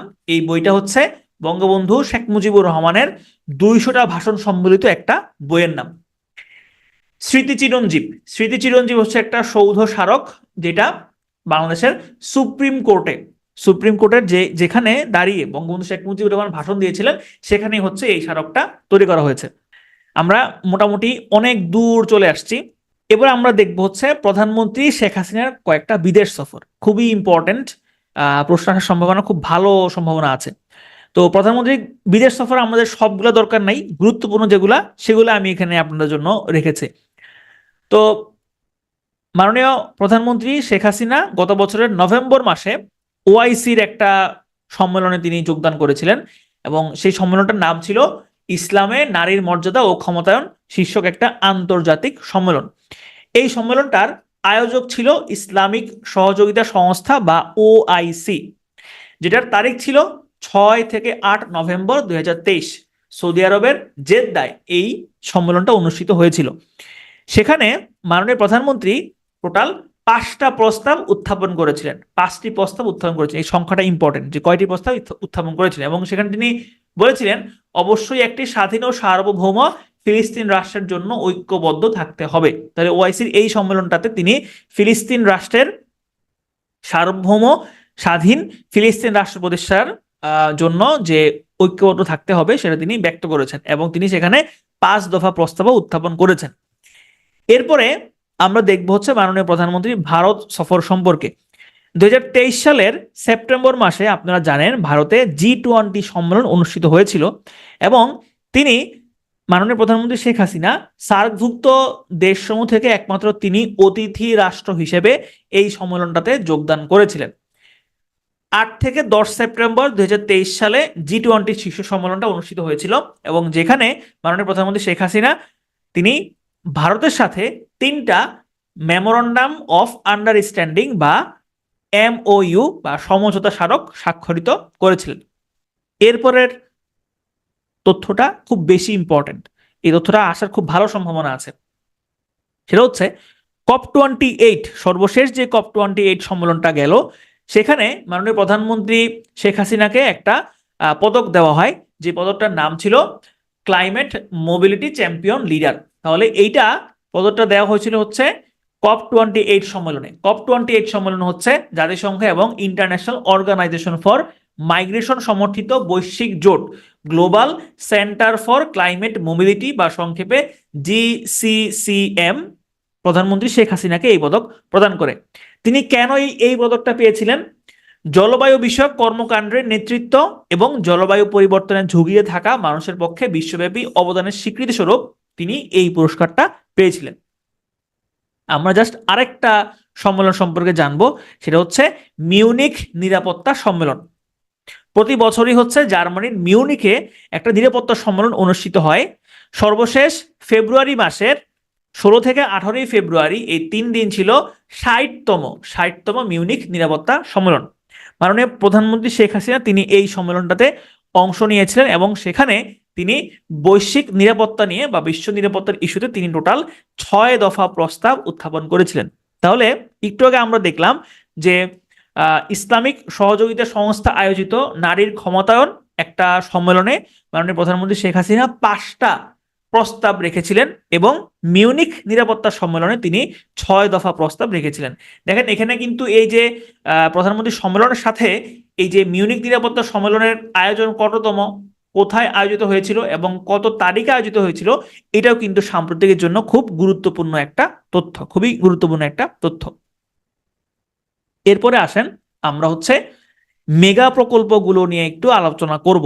মেগা প্রকল্প নিয়ে এগুলো আমি খুব বেশি আলোচনা করব না, কারণ এগুলো যেহেতু আপনারা অলরেডি পড়ে ফেলেছেন, অলরেডি আপনারা অর্থনীতি এবং শিল্প বাণিজ্যের ক্লাসে হচ্ছে এগুলো খুব ভালোভাবেই দেখেছেন।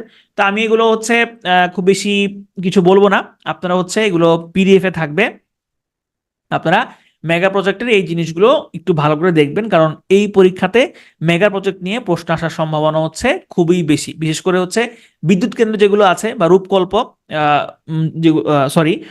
যেগুলা রূপকল্প না, আসলে রূপপুর, হ্যাঁ, পারমাণবিক বিদ্যুৎ কেন্দ্র, এখান থেকে প্রশ্ন আসতে পারে। প্লাস হচ্ছে আপনার মেট্রো রেল, হ্যাঁ, মেট্রো রেল থেকে প্রশ্ন আসার সম্ভাবনা হচ্ছে খুবই বেশি। তাহলে মেট্রো রেলটা আপনারা একটু ভালো করে পড়বেন। তাহলে বাংলাদেশে টোটাল মেট্রো রেল হবে হচ্ছে টোটাল 6টা লাইন হবে, ম্যাস র্যাপিড ট্রানজিট বা সংক্ষেপে হচ্ছে MRT, এবং এটা টোটাল দৈর্ঘ্য হবে হচ্ছে 128.741 কিলোমিটার।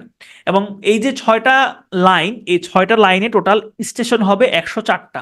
এই সংখ্যাটা একটু মনে রাখেন যে টোটাল স্টেশন সংখ্যা, মেট্রোর যে টোটাল 6টা লাইন, এই টোটাল 6টা লাইনে স্টেশন সংখ্যা হচ্ছে 104টা।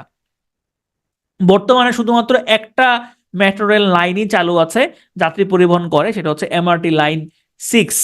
এই MRT লাইন 6 হচ্ছে উত্তরা থেকে কমলাপুর পর্যন্ত বিস্তৃত, যেই লাইনটার টোটাল যে দৈর্ঘ্য, সেই দৈর্ঘ্যটা হচ্ছে আপনার 21.26 কিলোমিটার। 21.26 কিলোমিটার।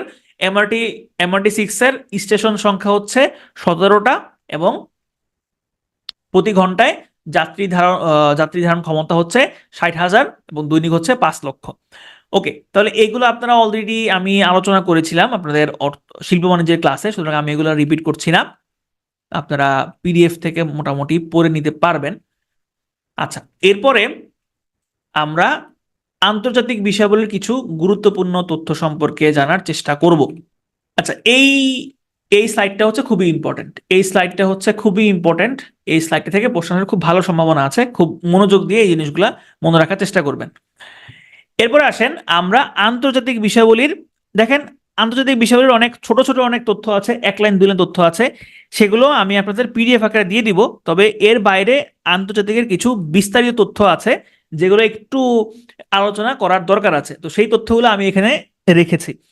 এর মধ্যে প্রথমে আমরা দেখব হচ্ছে ভারত এবং মালদ্বীপ। দেখেন মালদ্বীপের সাথে ভারতের খুব ভালো একটা সম্পর্ক ছিল এবং মালদ্বীপের অর্থনীতি অনেকটাই ভারত নির্ভরশীল ছিল, কিন্তু গত বছরের নভেম্বরে পিপলস ন্যাশনাল দল, পিপলস ন্যাশনাল কংগ্রেস, এই দলের নেতা হিসেবে মুইজ্জু, মুইজ্জু এই নামটা মনে রাখেন, পরীক্ষাতে আসতে পারে। মুইজ্জু তিনি হচ্ছে মালদ্বীপের প্রেসিডেন্ট নির্বাচিত হন, মুইজ্জু হচ্ছে মালদ্বীপের প্রেসিডেন্ট নির্বাচিত হন। এবং তিনি কিন্তু আসলে ভারতপন্থী না, তিনি হচ্ছেন চীনপন্থী মূলত। এই মুইজ্জু তিনি যখন প্রেসিডেন্ট নির্বাচিত হন মালদ্বীপের, তারপর থেকে আস্তে আস্তে ভারতের বিরোধিতা শুরু হয়।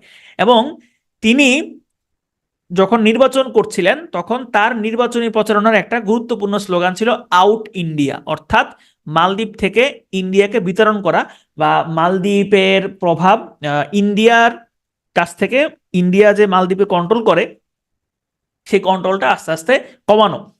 তো এই আউট ইন্ডিয়া স্লোগান দিয়ে তিনি তার নির্বাচনী প্রচারণা শুরু করেছিলেন। পরবর্তীতে তিনি যখন প্রেসিডেন্ট হন তখন হচ্ছে ভারত বিরোধিতা আস্তে আস্তে বাড়তে থাকে। এর পরবর্তীতে হচ্ছে একটা মালদ্বীপের একটা প্রথা আছে, সেটা হচ্ছে মালদ্বীপে যখন কেউ নতুন প্রেসিডেন্ট হন তিনি শুরুতে হচ্ছে ভারত সফর করেন, প্রথম বিদেশের সফর হিসেবে তিনি ভারত সফর করেন।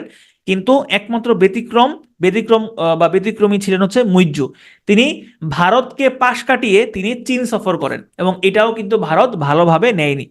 তবে এই ভারত বিরোধিতার একটা চূড়ান্ত ঝামেলা হয় আরেকটা জায়গাতে।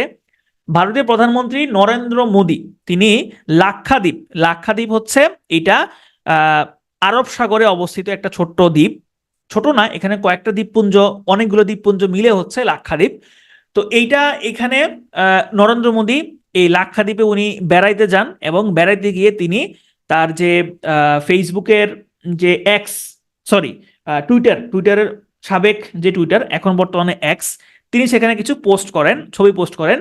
সেখানে মালদ্বীপের কয়েকজন মন্ত্রী, মালদ্বীপের কয়েকজন মন্ত্রী এই তারা মোদির বিরুদ্ধে কিছু ডেরোগেটরি কমেন্ট করে এবং এই ডেরোগেটরি কমেন্ট থেকেই মূলত হচ্ছে পুরো ভারত জুড়েই মালদ্বীপের বিরোধিতা করা শুরু হয়। তো এই ঘটনার তীব্র প্রতিক্রিয়া জানায় হচ্ছে ভারত, এবং তারা মালদ্বীপে কিন্তু ভারত থেকে অনেক মানুষের ঘুরতে টুরতে যায়। তো তারা মালদ্বীপকে পাশ কাটিয়ে তারা চালো লাক্ষাদ্বীপ, অর্থাৎ লাক্ষাদ্বীপে চলো, মালদ্বীপে যাব না, আমরা লাক্ষাদ্বীপে যাব। অনেকটা লাক্ষাদ্বীপ এবং মালদ্বীপের যে পরিবেশ বা প্রাকৃতিক পরিবেশ দুইটাই প্রায় সেম। তো সময় কাটানোর জন্য বা ছুটি কাটানোর জন্য পরবর্তীতে ভারতীয় নাগরিকরা এই ট্রেনটা চালু করে যে আমরা এখন থেকে আর মালদ্বীপে যাব না, আমরা লাক্ষাদ্বীপে যাব। এবং বয়কট মালদ্বীপস এই হ্যাশট্যাগও আস্তে আস্তে জনপ্রিয় হয়। তো এরই মাঝে ভারতও তারাও কিছু পদক্ষেপ নেয়, যেমন তারা লাক্ষাদ্বীপে তারা হচ্ছে নৌঘাঁটি নির্মাণ করতে যাচ্ছে এবং এইখানে তারা একটা এই পরিকল্পনার একটা নামও দিয়েছে, সেটার নাম হচ্ছে আইএনএস জটায়ু। এই নামে তারা লাক্ষাদ্বীপে নৌঘাঁটি করার কিন্তু পরিকল্পনা করছে। এখন আসেন লাক্ষাদ্বীপ সম্পর্কে একটু আমরা জানবো। লাক্ষাদ্বীপ হচ্ছে, এটার অর্থটা হচ্ছে যে লক্ষ দ্বীপের সমন্বয় বা লক্ষ দ্বীপের সমাহার।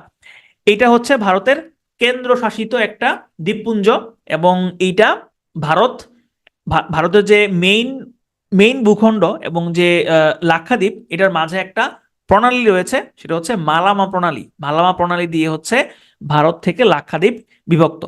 এখানে টোটাল 36 দ্বীপ আছে, এগুলো এই 36 সংখ্যা আপনার মনে রাখার দরকার নাই, শুধুমাত্র এতটুকু জানবেন যে এই লাক্ষাদ্বীপটা হচ্ছে আরব সাগরে অবস্থিত এবং এটা মালামা প্রণালী দিয়ে হচ্ছে বিভক্ত। মোটামুটি এইটা জানলেই হচ্ছে হবে।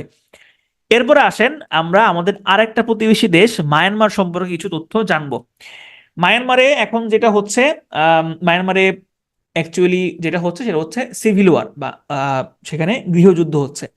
তো মায়ানমারে অনেক আগে থেকেই আপনারা ইতিহাস, আপনারা যখন ইন্টারন্যাশনাল অ্যাফেয়ার্স যখন হচ্ছে মায়ানমার পড়েছেন, তখন আপনারা এই জিনিসগুলো দেখেছেন যে মায়ানমারে অনেক আগে থেকেই সামরিক শাসন চলে আসছে, এবং সর্বশেষ 2021 সালে যখন 2015 সালের যে নির্বাচনটা হয়েছিল সেখানে অং সান সুচির দল নির্বাচনে জয়লাভ করে। পরবর্তী 2021 সালের নির্বাচনেও অং সান সুচির দল নির্বাচনে জয়লাভ করে, কিন্তু নির্বাচনে জয়লাভ করেও তারা গদিতে বসতে পারে নাই। সামরিক অভ্যুত্থান হয় এবং অং সান সুচিকে আটক করা হয়। তো তারপর থেকেই সামরিক শাসন চলছে, এবং গত বছর একটা গুরুত্বপূর্ণ ঘটনা ঘটে। সেটা হচ্ছে মায়ানমারে কিন্তু অনেক স্বাধীনতাকামী বিচ্ছিন্নতাবাদী গোষ্ঠী আছে, এবং এরা কেউ কেউ মায়ানমারের স্বাধীনতা চায়। মায়ানমারের স্বাধীনতা বলতে জান্তা সরকার বা সামরিক সরকার তাদের পতন চায়। আবার কোনো কোনো বিচ্ছিন্নতাবাদী গোষ্ঠী তাদের একটা নিজস্ব এলাকা চায়, তারা নিজেরাই একটা দেশ চায়। তো তারা সবাই আসলে জান্তা সরকারের বিরুদ্ধে যুদ্ধ করছিল, কিন্তু কেউই আসলে একজোট হয়ে জান্তা সরকারের বিরুদ্ধে যুদ্ধ শুরু করে নাই।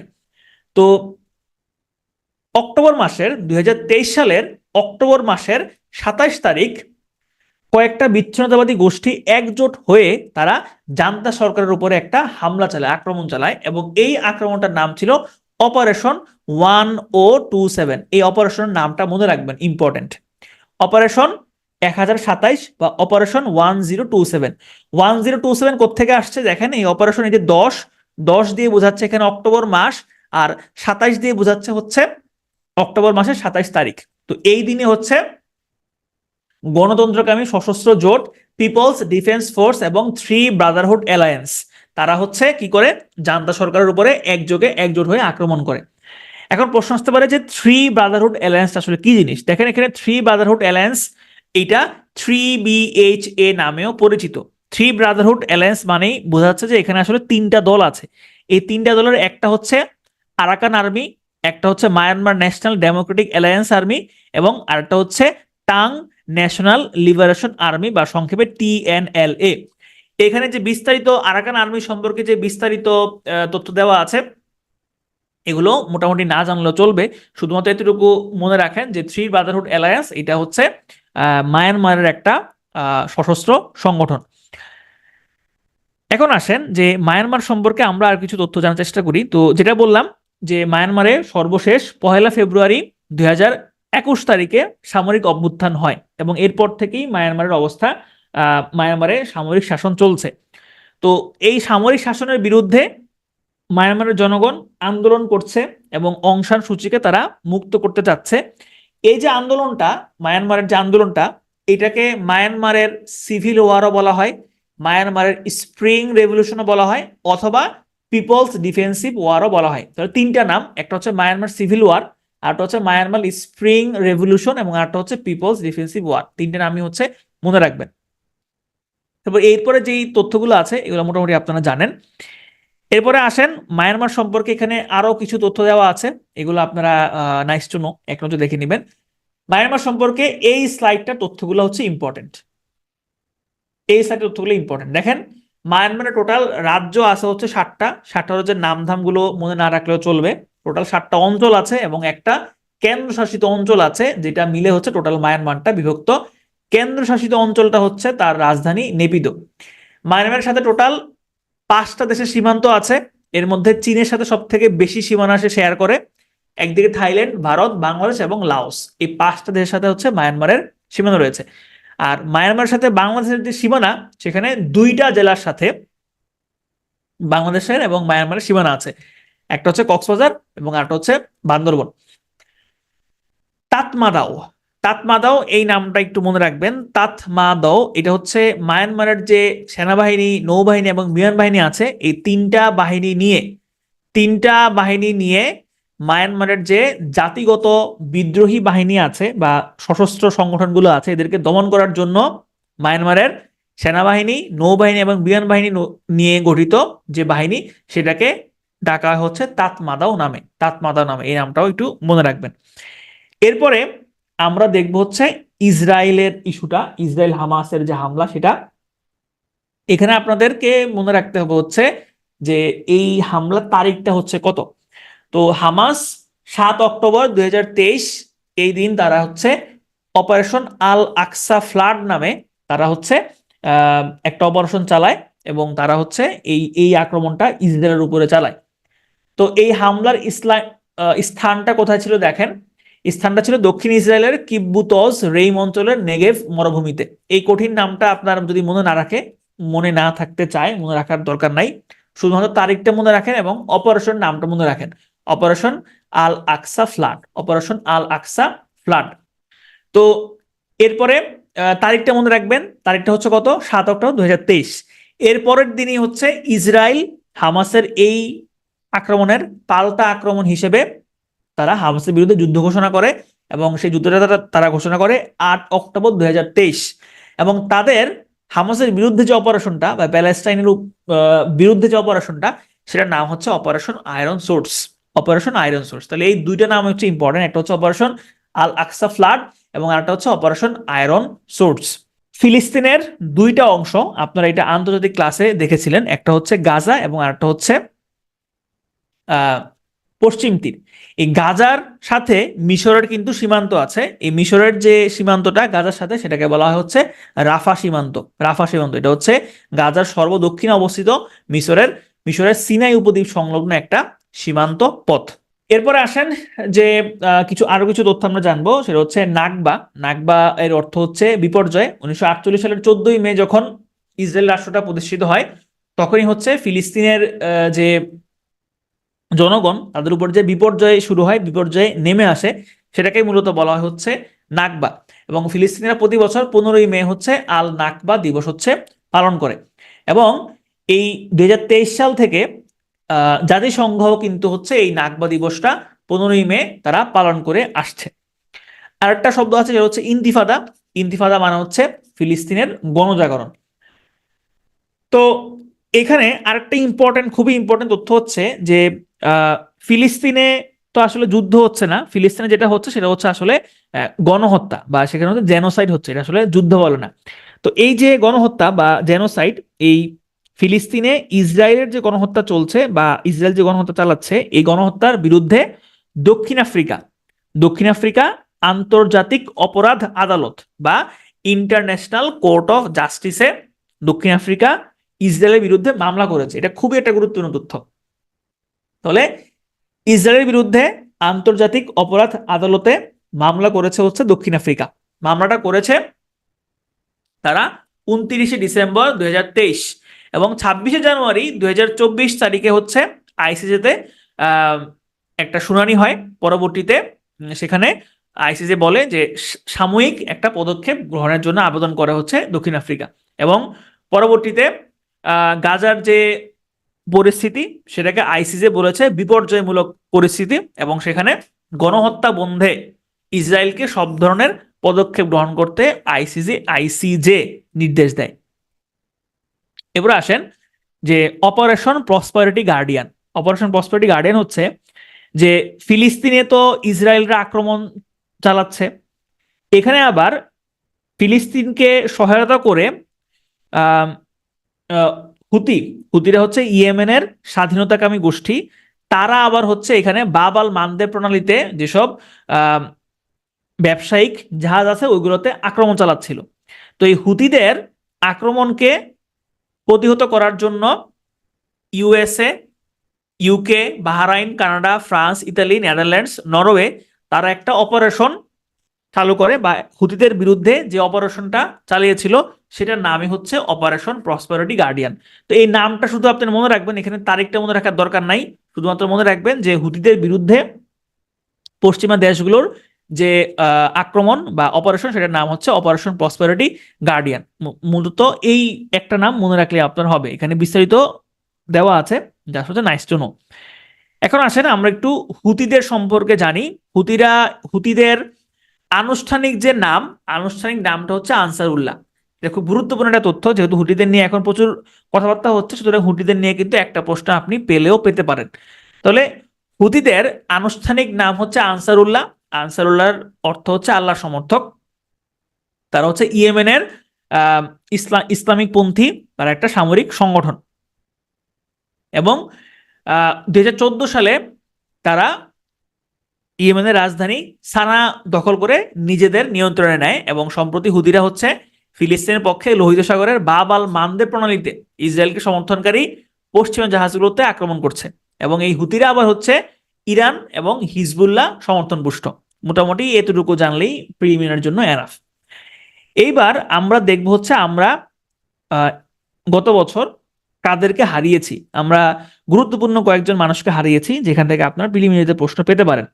শুরুতেই রয়েছেন হচ্ছে সিরাজুল আলম খান। সিরাজুল আলম খান মৃত্যুবরণ করেন 9 জুন 2023।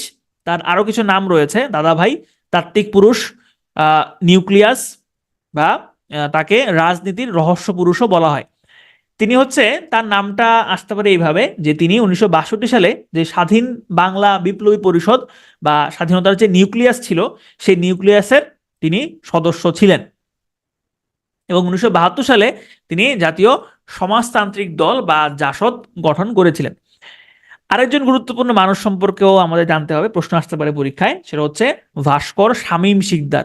শামীম শিকদার 21 মার্চ 2023 তারিখে তিনি মৃত্যুবরণ করেন। তিনি হচ্ছে আহমদ সফার গার্লফ্রেন্ড ছিলেন, এবং কমিউনিস্ট বিপ্লবী নেতা সিরাজ শিকদারের ছোট বোন ছিলেন। যদিও এই দুটো তথ্য পরীক্ষার জন্য ইম্পর্টেন্ট না, পরীক্ষার জন্য ইম্পর্টেন্ট হচ্ছে তিনি কোন কোন ভাস্কর্য তিনি বানিয়েছিলেন।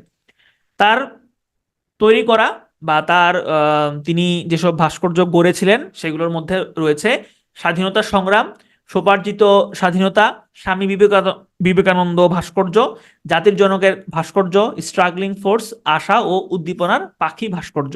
তাহলে এই ভাস্কর্যগুলোর নাম একটু হচ্ছে কষ্ট করে মনে রাখতে হবে। এরপরে সর্বশেষ রয়েছেন হচ্ছে সমরেশ মজুমদার। 8ই মে 2023 তারিখে তিনি মৃত্যুবরণ করেন। তিনি একজন ভারতীয় বাঙালি কথাসাহিত্যিক এবং ঔপন্যাসিক। তার কয়েকটা বিখ্যাত উপন্যাস রয়েছে: সাতকাহন, আটকুঠুরি, নয় দরজা, উত্তরাধিকার, কালবেলা, কালপুরুষ, এবং তিনি হচ্ছে আরবান লেখক নামেও পরিচিত ছিলেন, এবং তার প্রথম উপন্যাস ছিল হচ্ছে দৌড়। তো আমার সাথে আপনাদের সাম্প্রতিক যে সাম্প্রতিক ক্লাসটা মোটামুটি পড়ার মধ্যে এতটুকুই ছিল। তবে দেখেন, এখানে যে একটা রিসেন্ট জিকে নামে একটা পিডিএফ আছে, এই রিসেন্ট যে জিকেটা আছে এইখানে হচ্ছে আমি আপনাদের কে খুব সুন্দর করে হচ্ছে দাগিয়ে দিয়েছি। দেখেন, আমি আপনাদেরকে একটু দেখাই, পিডিএফটা দেখাই। আচ্ছা, আপনারা এখন মনে হচ্ছে আমার এই পিডিএফটা হচ্ছে দেখতে পাচ্ছেন। দেখেন, এখানে আমি হচ্ছে যে তথ্যগুলো দরকারি সেগুলো আমি হচ্ছে এরকম হাইলাইট করে দাগিয়ে দিয়েছি। এখানে অনেক কিছু আপনি কমন পাবেন, অনেক কিছু আপনি অলরেডি পড়ে ফেলেছেন। যেগুলো কমন সেগুলো আমি এখানে আপনাদেরকে খুব সুন্দরভাবে হচ্ছে দাগিয়ে দিয়েছি। সুতরাং এই শীটটা থেকে যে জিনিসগুলো হচ্ছে হাইলাইট করা, শুধুমাত্র হাইলাইট করা জিনিসগুলো যদি আপনি পড়েন, আশা করি হচ্ছে আপনি সাম্প্রতিকের যে কোনো তথ্য বা মোটামুটি তথ্যগুলো আপনি উত্তর করতে পারবেন আশা করি। তা আমি এগুলো আর পড়াচ্ছি না, কারণ এগুলো সবই হচ্ছে একটা একটা করে তথ্য, এবং এই একটা একটা করে তথ্য পড়াতে গেলে আসলে অনেক বেশি সময় লেগে যাবে। তো যেহেতু আমি এখানে আপনাদেরকে দাগিয়ে দিয়েছি, আমি আপনাদেরকে এই আজকের স্লাইডের সাথে এই পিডিএফটাও হচ্ছে সংযুক্ত থাকবে, সেখান থেকে আপনারা পড়ে নেবেন।